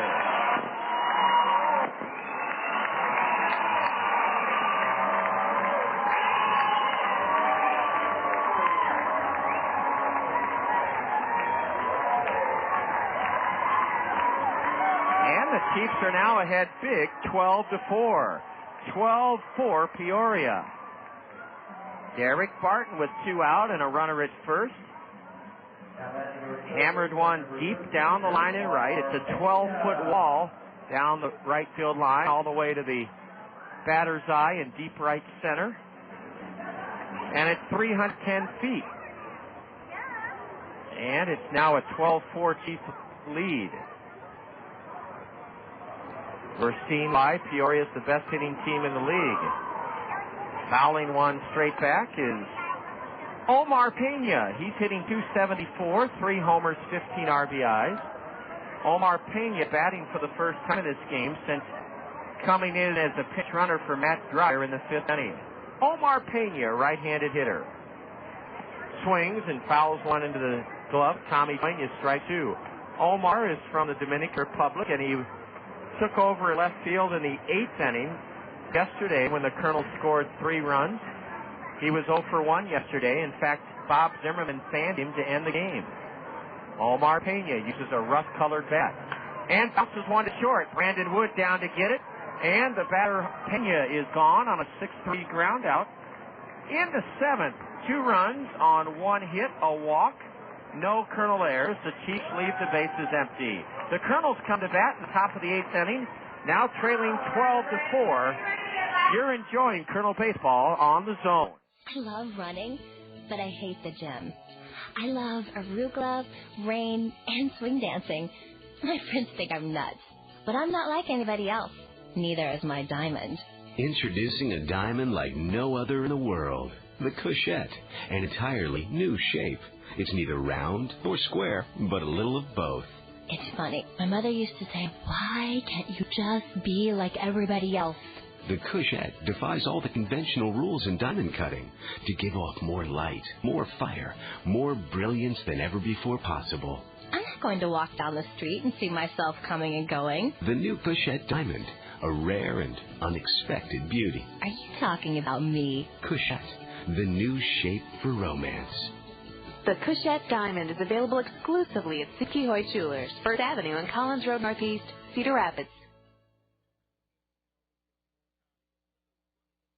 Open Wheel USAC Racing returns to Cedar Rapids Friday night at Cedar Rapids Hawkeye Owned Speedway. USAC Ford Focus Midgeton. Sponsored by Zimmerman Ford Town. With ASA Papa John's Cup High Wireless Stock Car Racing. Friday night at Cedar Rapids Hawkeye Down Speedway. It's Historic Racing Reunion Wall of Fame night. Historic race cars and Wall of Fame ceremony. All this at regular admission prices. It's Friday night at Cedar Rapids Hawkeye Down Speedway. Scott Schweitzer, a lefty, will hurl in the Kernel 8th inning. It'll be Bobby Wilson, Blake Balcom, Matt Brown, the numbers 4, 5, and 6 men in the Allen Motor Company order to face the lefty Scott Schweitzer. Schweitzer pitched here on Monday night, a third of an inning, and gave up no runs, no hits, struck out none, walked 2. Jamie Torres worked 2 scoreless innings. In relief of the starter, Stu Pomeranz. Bobby Wilson knocks one on the ground to short, and Brendan Ryan on to first. One away here in the Kernel 8th inning. The Kernels have been out hit tonight 13-8 and are down 12-4. And we don't want this to put a damper on what has been a very, very good road trip. The Kernels splitting in Kane County and knocking off the Chiefs Monday night here 5-2 and yesterday 4-2. Again, if we can get Kevin Jepsen squared away for the last month of the season, I can't say what will be Howie Kendrick and Michelle Samard's situations. Both are injured. But this Kernel club has proved that they can find a lot of ways to win with different guys helping out in different ways. They've proven that all season long. Blake Balcom taps one foul behind the plate. Blake is the DH tonight, and he singled his last time up. A .262 hitter with 4 homers, 40 RBIs. Blake, a right-handed batter facing lefty Scott Schweitzer. A high fly ball, sending Anthony Monaghan back in center. Anthony traces it and has it. Blake Balcom hit it on the nose, but flies out to center. 2 gone in the Kernel 8th inning. Jamie Torres, 2 innings out of the Chief bullpen, no runs, 2 hits, 1 strikeout, no walks, a hit batter. Scott Schweitzer, a portly left-hander, has retired the first 2 Kernels here in the 8th inning. And with the bases empty and 2 gone, Matt Brown will bat for the 4th time tonight. Brownie is grounded to short, popped to second, and been hit by a pitch.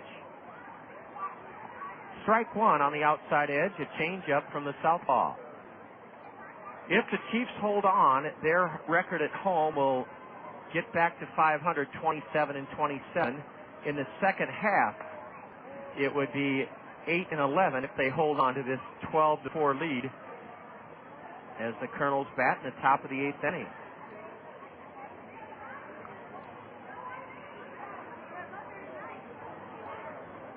Matt swings and misses at a high fastball, strike 2.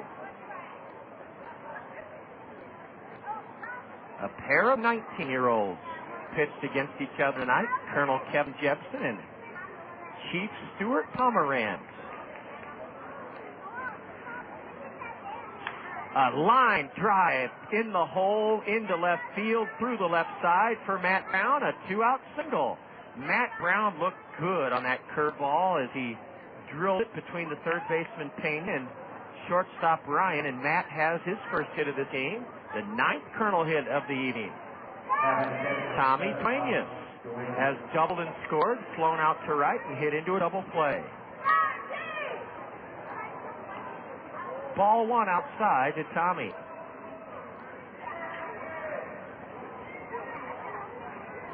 We'll have a full look at the State Farm Major League scoreboard as part of our Kernel Curtain Call. Ball 2 is downstairs to Tommy. We can tell you already that our parent club, the 2002 Angels, were beaten for the second time at the Metrodome, 6-3 Twins tonight. Boy, the Twins are having a great second half, aren't they?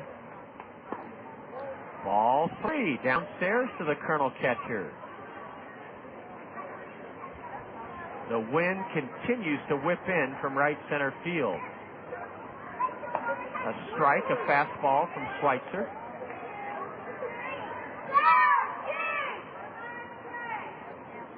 Tom should get something good to hit now. The Chiefs, with an 8-run lead in the top of the 8th, do not hold Matt Brown at first base. And a pitch is taken downstairs. Ball 4 to Tommy. 2 on, 2 out for Billy Boyer.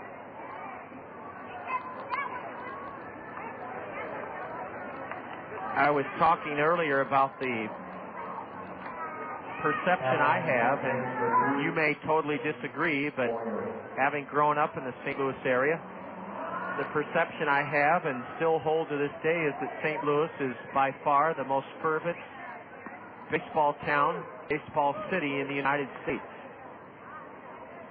And they haven't played the All-Star game in St. Louis since 1966. I was there as an 8-year-old when Busch Stadium first opened.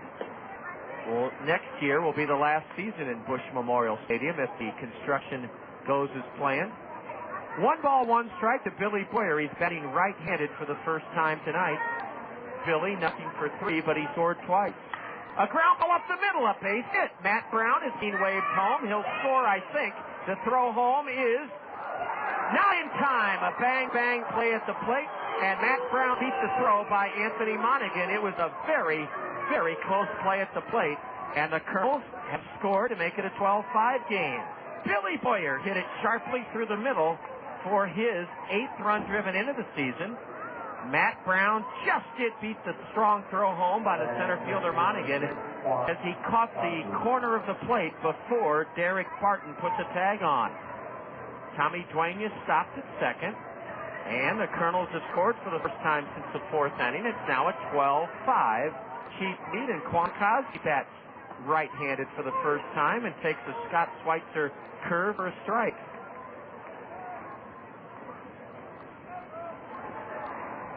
One similarity that the Cardinals share with the Kernels, look out, a hard hit ball foul down toward the Chief right field bullpen, strike 2 to Quan. The Cardinals draw from all over, all across Midwest, just as the Kernels draw from across eastern Iowa. We have been so gratified and thrilled with the response this spring and summer to our community nights, where we invite communities to enjoy an day or night at the new Veterans Memorial Stadium. A high pop fly into shallow right, and it's gloved by Terry Evans to end the Kernel 8th inning. Quan flies to right. 1 run for the Kernels in the 8th on 2 base hits.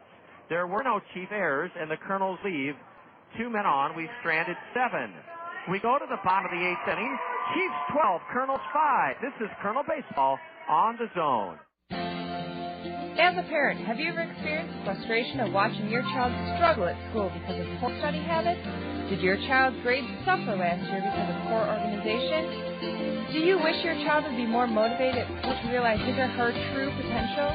If the answer to any of these questions is yes, then Educare Learning Center has a proven study skills program just for your child. Educare Study Skills Program has helped hundreds of area students gain the study skill tools necessary to turn grades around. So if learning how to study needs to be your child's first lesson, this year give Educare a call.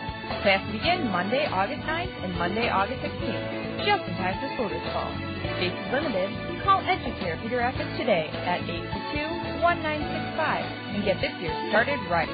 That's Educare Cedar Rapids, 832-1965. Educare is fully accredited by the North Central Association of Colleges and Schools. Here's a fact about the new Veterans Memorial Stadium I bet you didn't know. All of the grounds surrounding our community's newest source of pride are maintained by Greg's Lawn Service. That's right, it's Greg's Lawn Service that provides you with that initial lift when you approach our magnificent new ballpark. Greg's Lawn Service can put their first-class signature on your yard, elevating it to the same immaculate condition you see around the stadium. Greg's Lawn Service, a cut above the rest since 1983. 5 Chiefs as the Peoria Ball Club bats in the bottom of the 8th against Carlos Morbon. Carlos was rolling right along, retired 5 straight Peoria batters before he walked Anthony Monaghan, the Chief leadoff hitter, with 1 out in the 7th. He got the next man, the league's leading hitter Brendan Ryan, but then Daric Barton belted a home run down the right field line, a 2-run shot, his 11th of the year. The Kernels have 10 hits tonight and have had at least 1 hit in every inning but the second, but are down 12-5. Joe Mather, nothing for 2 with a pair of walks, takes a home run cut and misses, strike 1. The Kernels have a right-hander up in their bullpen. Alan Buckley is twirling in the Kernel right field bullpen. The left field bullpen. A deep drive down the left field line is hooking, and it's foul narrowly a home run for Joe Mather. Oh, wait a minute. They've called it fair. They've called it fair, and they've called it a home run. Uh-oh, we're going to have an argument. They called that ball a home run, and the Colonel bullpen cannot believe it. Well, they're not arguing, so it must be a home run. I lost sight of it. They have called that Joe Mather a home run, and I thought we'd have an argument. My eyes are bad, but I don't think there's any way that was a home run. Bobby Magallanes can't believe it. Matt Pauley's coming in to show the umpire where the ball hit. And we'll ask Pauley on our Tri-State Travel Motor Coach how far foul that home run was. But you can't argue in a game that you're trailing 12-5 to vociferously. You have to pick your battles, as they say. Joe Mather, a foul ball, awarded a home run. His fourth in his 34th game. And it is now a 13-5 Chief lead. The Colonel bullpen had along with Matt Pauley, had the best look at it. Bobby Magallanes came out onto the diamond, but kind of just looked bewildered as if to say to Dixon Sturman, the plate umpire, are you really going to rule that a home run? And Dixon said yes. It's 2-0 now to Jarrett Hoffpauir, a high fly ball into right center. That's a can of corn for Quan Cosby. One gone in the Chief eighth inning. Yes, comparing as we were in the top of this eighth inning, the similarities between St. Louis and Cedar Rapids as baseball towns. St. Louis is a great baseball city. The Cardinals would readily admit, though, that a huge portion of their fan base comes from outside St. Louis. And I mean places like Illinois, Arkansas, Tennessee, Oklahoma, Nebraska. For a long time, the Cardinals were the furthest team west in the big leagues, and the only team west of the Mississippi until Kansas City sprung up, I believe, in 1955. Yes, the Philadelphia A's moved to Kansas City in 1955. It's nothing to do now to Brendan Marcelli. He's a .284 batter, a right-handed hitter, who came on for DH Sal Frisella after Frisella had to be carted off the field in an ambulance after he scored in the Chiefs' 7-run fourth inning. Ball one outside now from Orbon to Brandon Marcelli, Marcelli. A walk and a ground out to short tonight. Swinging a foul straight back. We're going to get a brief report from Rocky Van Aken. And Rocky, I want to commend you and your staff for the very cautious and first-class way you helped the wounded or the injured Sal Frisella. My guess from here, Rocky, they looked like they were putting an air cast on his left ankle, and a high pop foul is caught by Bobby Wilson for the second out of this Chief eighth inning. Rocky, can you give our listeners any idea how Sal is doing?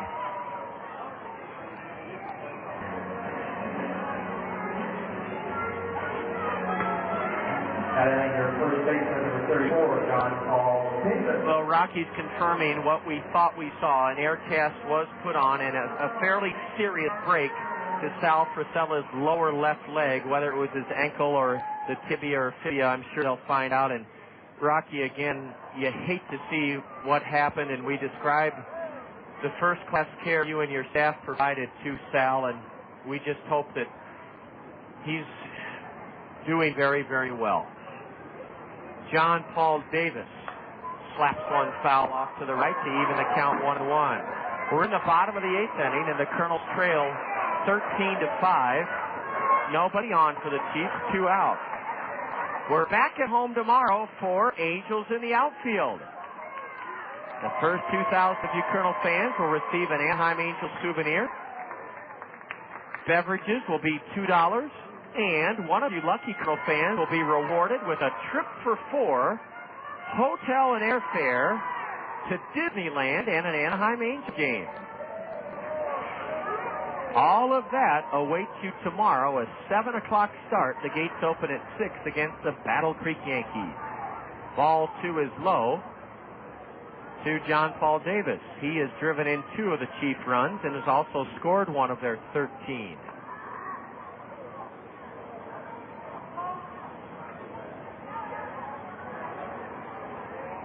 Carlos Morban has surrendered 3 runs in his 2+ innings of relief. The 2-1 to Davis is low, ball 3, or it hit him, excuse me. Was the count? Well, we're going to ask. Guys, did that hit the batter or was it ball 4? Ball 4, okay. A walk issue by Morban and Terry Evans, who's 0 for 4. We're going to have a pitching change. Carlos Morban is lifted. The Colonel right-hander went 1, 2. Carlos pitched 3 innings. And in 3 innings, he has surrendered 3 runs on 2 hits. Carlos Morban, 3 innings pitched, 3 runs, 2 hits.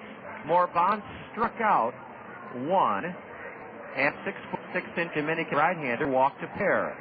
Alan Buckley was warming up at Colonel left field bullpen, and it's Alan Buckley who will take over on Hill.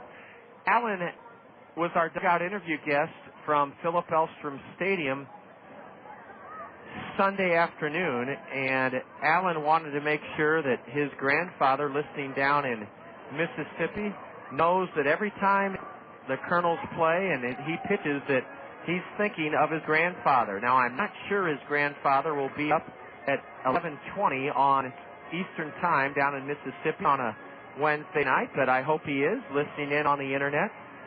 Alan Buckley, 2 scoreless innings Saturday in the Colonel victory, or Colonel 3-1 loss, rather, to the Cougars. 2 innings Saturday night before over 14,000 people at Philip Elstrom Stadium. Allen gave up no runs Saturday night on 1 hit, struck out 1, and walked 1. Alan Buckley is the 3rd reliever to work in relief of starter Kevin Jepsen.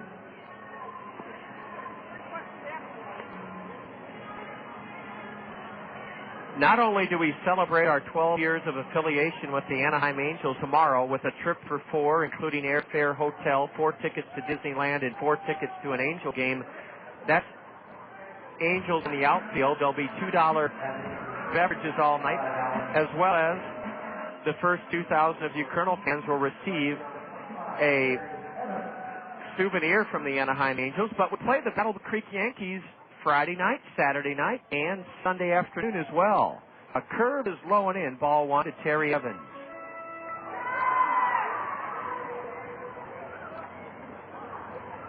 And we thank you for already making your plans to come out and join us for the fun that only Colonel Baseball and the magnificent new Veterans Memorial Stadium can provide. You, your family, your guests, your relatives, your co-workers, whoever you want to impress, bring out to the new stadium. A ground ball past third off the glove of Matt Brown, and the runner, John Paul Davis, will stop at third on what should be ruled a double for Terry Evans. Terry whistled it hard off the glove of Matt Brown at third, and that hit for the Chiefs, if indeed it is ruled a base hit, and I think it will be, yes it is their 15th of the game. Terry Evans joins in on the Chief fun as he grounded one sharply off the backhanded effort at third of Matt Brown off of Matt's glove. John Paul Davis went to third on the Terry Evans double, and now Anthony Monaghan will face Alan Buckley. Allen trying to get the final out here in the Chief 8th inning with Peoria cruising 13-5. A left-hander is up in the Chief bullpen. He'll likely come on to pitch the 9th inning. And that southpaw for the Chiefs is Josh Bray. A 1-0 pitch and a fastball at the knees. A strike to Anthony Monaghan. Josh Bray, a side-arming lefty, looks like he's going to pitch the 9th for Peoria. Monaghan dribbles one foul towards the Chief first base dugout. A lot of Yankee fans in eastern Iowa. I am still amazed by the number of men in their 50s, 60s, and 70s who I meet that are New York Yankee fans. And they all say the same thing. They were the team on every fall on black and white television when I was growing up in the age of free networks when the World Series first started to be telecast. That's why they became Yankee fans. swing on a curveball and a tip foul. Among the Yankee fans that I know well, TV9 anchor Bruce Downey, Kirkwood College head baseball coach John Lewis, Kernel general manager Jack Rader, Cedar Rapids Rotarian Gary Criddle, Kernel director of public relations and marketing Andy Pantini, or Kernel director of technology and graphics Andy Pantini. All of those guys are diehard Yankee fans. A shot to left, Paulie won't get it. One run is in, another man is being sent on a base to left by Anthony Monaghan. That's his third hit of the night, and the Chiefs are now making this a rout. It's 15-5 Peoria. I don't have a white flag, and I'm not implying that we ever give up, but we give up right now, guys. You have exacted your revenge in a big, big way.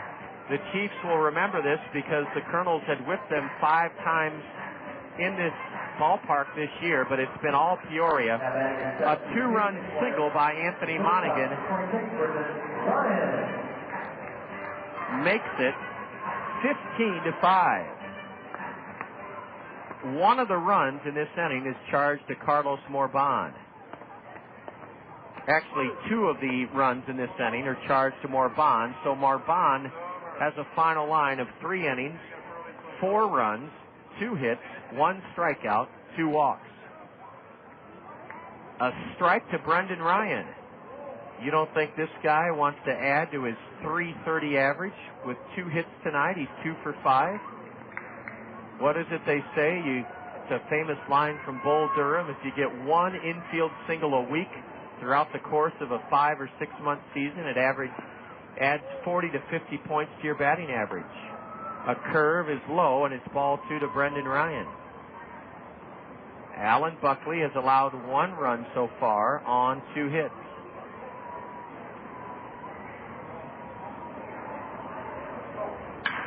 A line drive, and it's caught at third by Matt Brown. Holy smokes! That was a scalding liner by Brendan Ryan. And Matt Brown just put his hands up and squeezed the glove. Brendan Ryan absolutely pulverized that pitch, but that's the final out of the Chief 8th inning. Peoria strikes for 3 more. On 3 hits, there were no Kernel errors, and the Chiefs leave 1 man aboard. They've stranded 8. Mercifully, the top of the 9th inning is just around the corner with Peoria drubbing the Kernels 15-5. This is Kernel Baseball on the Zone. Toyota Financial Services and the Kernels would like to thank legions of parents throughout the community who are encouraging and helping their children to read this summer. The time and attention you spend supporting your child's reading effort means the world to them. Toyota Financial Services and the Kernels thank you for making a true difference in the welfare of your children. From helping them pick out their book to initialing their bookmark and bringing them to the stadium to get their reading rewards, from Toyota Financial Services, you're the best. Turnouts, feast and fishing, tackle, paints and spackle, tubs, jacuzzis, tapes and movies, everything from A to Z. Tile and lumber, tons of plumbers, elevators, carpet makers, radiators, party faders. Take a look and you'll see. Let your fingers walk into Yellow Book. The other book.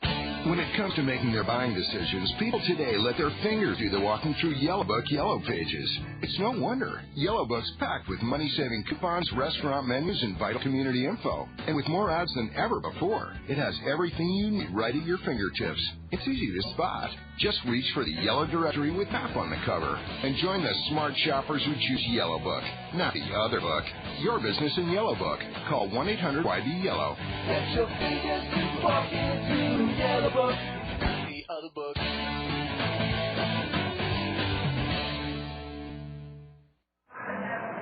Bottom of the 9th inning, and a new hurler on for Peoria. It's left-hander Josh Bray. He's 24 years old from Liberty University.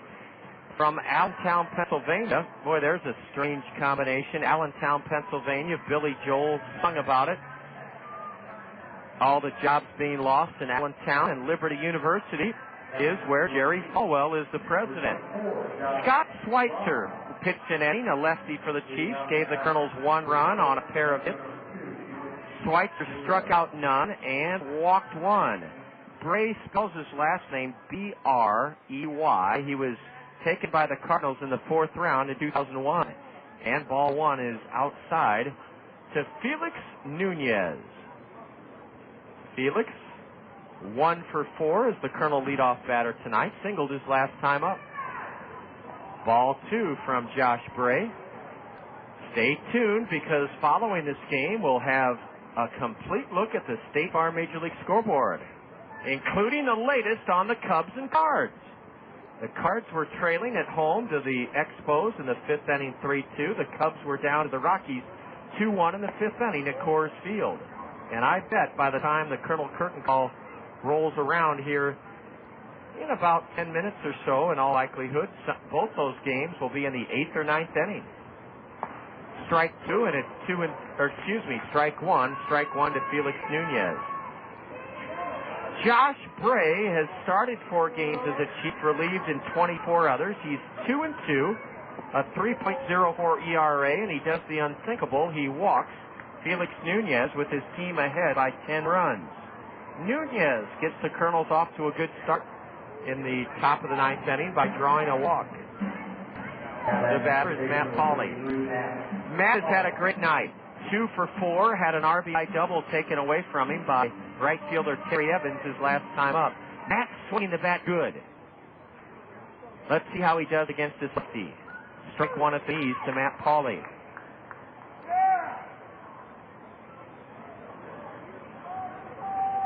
Anthony Monaghan shifted into left center. The Chief center fielder is playing Pauley, the left-handed batter, to the other way. Bray's curve is bounced over the hill. A tough play for the second baseman. He barehands and throws in time. Jarrett Hoffpauir made a fine play on a topper to the right of the mound by Matt Pauley. Felix Nunez goes to second. Matt Pauley thrown out on a barehanded charging play by Southern Mississippi's Jarrett Hoffpauir.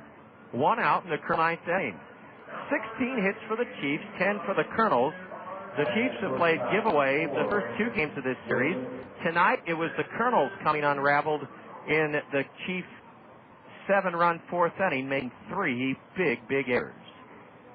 Ball 1 is outside to Brandon Wood.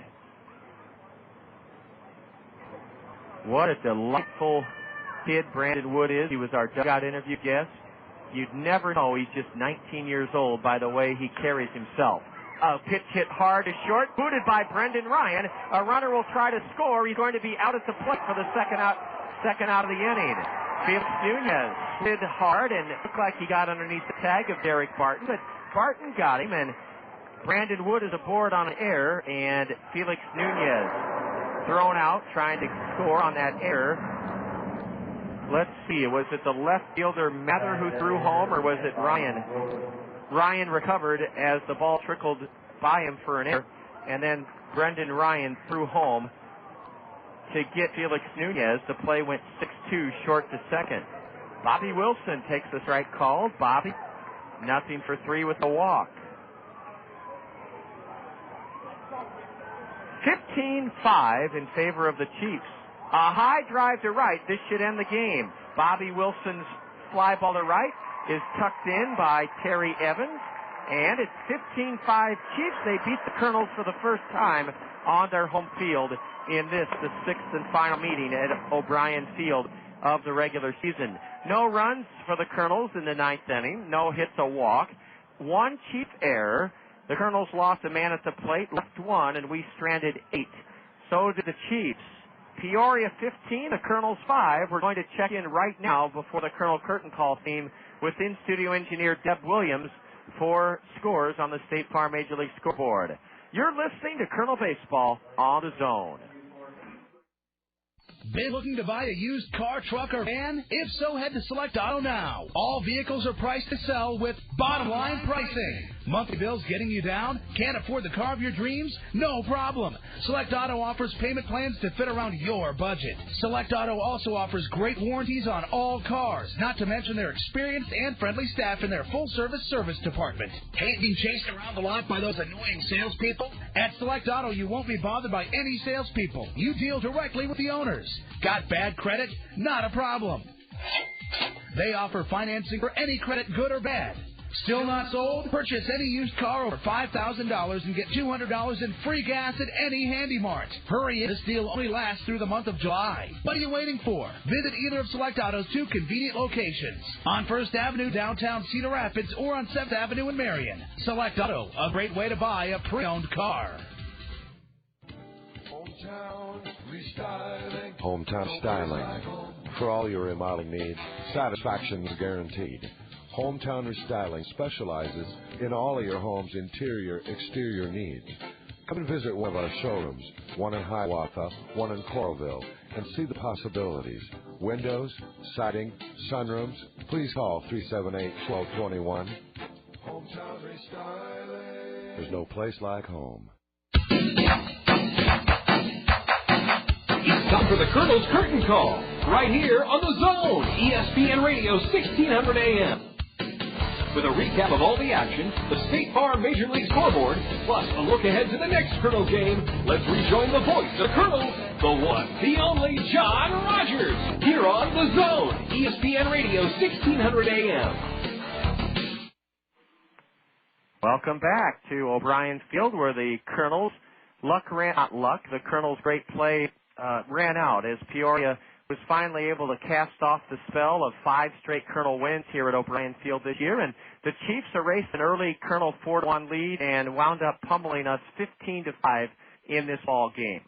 Let's give you the final line score for the Chiefs: 15 runs, 16 hits, 1 error. They left 8. Check that. For the Chiefs, 15 runs, 16 hits, 2 errors. They stranded 8. The Kernels, 5 runs, 10 hits, 3 errors. We left 8. The winning pitcher was 19-year-old Chief right-hander Stu Pomeranz. He is now 7-4. The Kernel loser Kevin Jepsen is 7-7. 3,124 were here to see the Chiefs win the final game of this series in what was a very, very good Kernel road trip. The Kernels winning 4 of 7 in Kane County and in Peoria, splitting with the Cougars in Geneva, Illinois, and taking 2 of 3 from the Chiefs here in Central Illinois. 15-5, though, it was all Chiefs this evening. We're going to be back in just a moment and enjoy our Liberty Bank star plays of the game. This is Kernel Baseball on The Zone. Corrugated cardboard is what most boxes are made of. The Cedar Rapids Solid Waste and Recycling Department reminds you not to throw your corrugated cardboard away in your garbage. It should be recycled by flattening it, consolidating it, and bundling it together with tape or string. Or you can cut your boxes into smaller sections and put them in a larger box. Whichever method you choose, put the corrugated cardboard beside your blue curbside recycling box for collection. Thanks for preparing your corrugated cardboard for recycling by flattening, consolidating, and bundling. Quiznos Kernels Kids Club members. Did you know that your Quiznos Kernels Kids Club membership card is good for more than just great deals at the ballpark? That's right. By showing your Quiznos Kernels Kids Club membership card at any of the Cedar Rapids Quiznos, you'll receive a free small drink when you buy a Quiznos sub. That's a free small drink with the purchase of a Quiznos sub when you show your Quiznos Kernels Kids Club card. Quiznos. Toasty. We're back at O'Brien Field, where the Kernels led early 4-1 after 3.5 innings, but the Chiefs had a big 7-run 4th inning. They sent 12 men to the plate, knocked out Kernel starter Kevin Jepsen, and wound up cruising to a 15-5 rout of the Kernels tonight. The road trip record, though, is a very, very solid 4-3.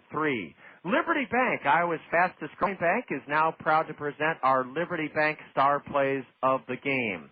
Let's start in the Kernel 3rd inning. With the Kernels down 1-0, Tommy Duenas led it off. Here's our first Liberty Bank star play of the game. Tommy has belted 9 home runs in just 61 games and has a phenomenal number of doubles, 17 doubles in just 61 games. Right-handed batter, corks one into the left field corner. That is likely going to be his 18th double of the year. Down to get it in the corner is Joe Mather, and Tommy Duenas, the tying run at second with nobody out in the Kernel 3rd inning. Tommy with his 18th double of the season. The Kernels wound up taking the lead 2-1 in the 3rd inning, and with 2 out, Brandon Wood was at the plate. Quan Cosby at 3rd, and this is our second Liberty Bank star play of the game. Line drive up the third baseman's glove. 3:47 with runners in scoring position and 2 out. He lined one off the glove of the leading third baseman, Matt Dreyer, to give the Kernels a 3-1 lead. Our dugout interview guest, Brandon Wood, with yet another 2-out clutch base hit, did give the Kernels in the third a 3-1 lead. Our third and final Kernel play of the game took shape in, let's double check now, took shape in the fourth inning. In the fourth inning, the Kernels had Quan Cosby at the plate and Billy Boyer at second with 2 out. Here's our third and final Liberty Bank star play of the game. The Chiefs' 6'7" 19-year-old right-hander delivers a shot into right. That's a base hit. Billy Boyer's being waved home. Terry Evans' throw, not in time. Quan to second. Save standing up. A big 2-out single produces the fourth Kernel run of this game off the bat of Quan Cosby. And it gave the Kernels a 4-1 lead in the top of the fourth inning. Peoria stormed back in the bottom of the fourth, sent 12 men to the plate, scored 7 runs, and whipped us 15-5 tonight. Those are our Liberty Bank star plays of the game, brought to you by Iowa's fastest growing bank, Liberty Bank. Up next, a complete look at the State Farm Major League scoreboard. This is Kernel Baseball on the Zone. Kernels fans, your Cedar Rapids Taco Bell restaurants have something new for you to cheer about this season. A Taco Bell 10 spot. When the Kernels score 10 or more runs in any game this season, you'll score beef tacos for just 39 cents the very next day at any Cedar Rapids Taco Bell. That's a savings of 50 cents per taco. Limit 10 per customer. Remember, when the Kernels put up a Taco Bell 10 spot by putting 10 or more runs in any game, you get up to 10 39-cent beef tacos the very next day at any Cedar Rapids Taco Bell. At Zimmerman's, we believe that the voice of the customer speaks the loudest. Let's hear what our customers have to say. We chose Zimmerman because our family has been buying cars. I guess we're probably the third generation to buy cars here at Zimmerman's. My family's bought 18 cars at Zimmerman's. 18. I ought to get a little bonus or something, wouldn't it? We build our reputation on one satisfied customer at a time. On behalf of everyone at Zimmerman's, I want to thank you for your business. John Rogers reporting back from O'Brien Field, where the Kernel mastery over the Chiefs came to an end tonight. Peoria pounded out 16 hits, took advantage of 3 Kernel errors in their 7-run fourth inning, and won it going away 15-5. State Farm Insurance agents Gary Schubat, Al Shetler, Lanny Peterson, and Dale Thompson are now proud to present our complete look at the State Farm Major League scoreboard. Let's begin in the American League. We have... Well, everything's final in the American League. Let's start at Comerica Park, where the Rangers trounced the Tigers tonight 8-0. Up at Sky Dome, Cleveland drubbed the Blue Jays 14-5. A final from Camden Yards, the Orioles turned back the Mariners 6-3. In 11 innings in the Bronx, the Yankees 8, Oakland 6. Tampa Bay 5, the Red Sox 4 at Tropicana Field tonight. That's the final. The Minnesota Twins dumped our parent club, the Angels, 6-3 at the Metrodome this evening.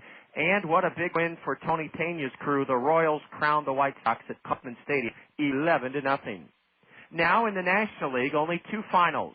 At Minute Maid Park, the Braves shaded Houston 5-4, and it was the Mets trimming the Brewers 6-5 at Miller Park. They're in the top of the 8th at Busch Stadium. The Expos and Cards are tied at 4. In the top of the 7th at Coors Field in Denver, the Cubs hold a 5-4 lead over the Rockies. It's Arizona 8, the Marlins 5 at Bank One Ballpark. That's in the top of the 6th inning. The Phillies are stomping the Padres 7-2 at Petco Park in the top of the 5th inning. The Pirates and Dodgers in the top of the 6th at Chavez Ravine tied at 1. And they're in the bottom of the 4th at SBC Park, where the Reds hold a 4-1 lead over the Giants. That's our complete look at the State Farm Major League scoreboard, brought to you by State Farm Insurance agents Gary Schubat, Dale Thompson, Al Shetler, and Lanny Peterson. 15-5 Chiefs tonight. Tomorrow evening, the gates open at 6. We play the Battle Creek Yankees in the first of a 4-game weekend series. It's Angels in the outfield. The first 2,000 of you Kernel fans will receive a gift item, a souvenir from the Angels. Beverages will be just $2 the entire evening tomorrow night, and one of you Kernel fans will be rewarded with a trip for 4 to Disneyland and 4 tickets to an Angel game, airfare and hotel paid for. That's right, a trip for 4 to Anaheim, to Disneyland and to see the Angels, airfare and hotel for 4 included. Come on out tomorrow. The Kernels are coming off a wonderful road trip, 4-3 to Kane County and Peoria. The Chiefs 15, the Kernels 5. Thanks to you, our listeners, for being with us. Thanks to Deb Williams, our in-studio engineer. And so long from the land of Lincoln. You've been listening to Kernel Baseball on the Zone. This has been a special sports presentation from The Zone, ESPN Radio, 1600 AM, Cedar Rapids. Now back to our regularly scheduled ESPN programming, already in progress.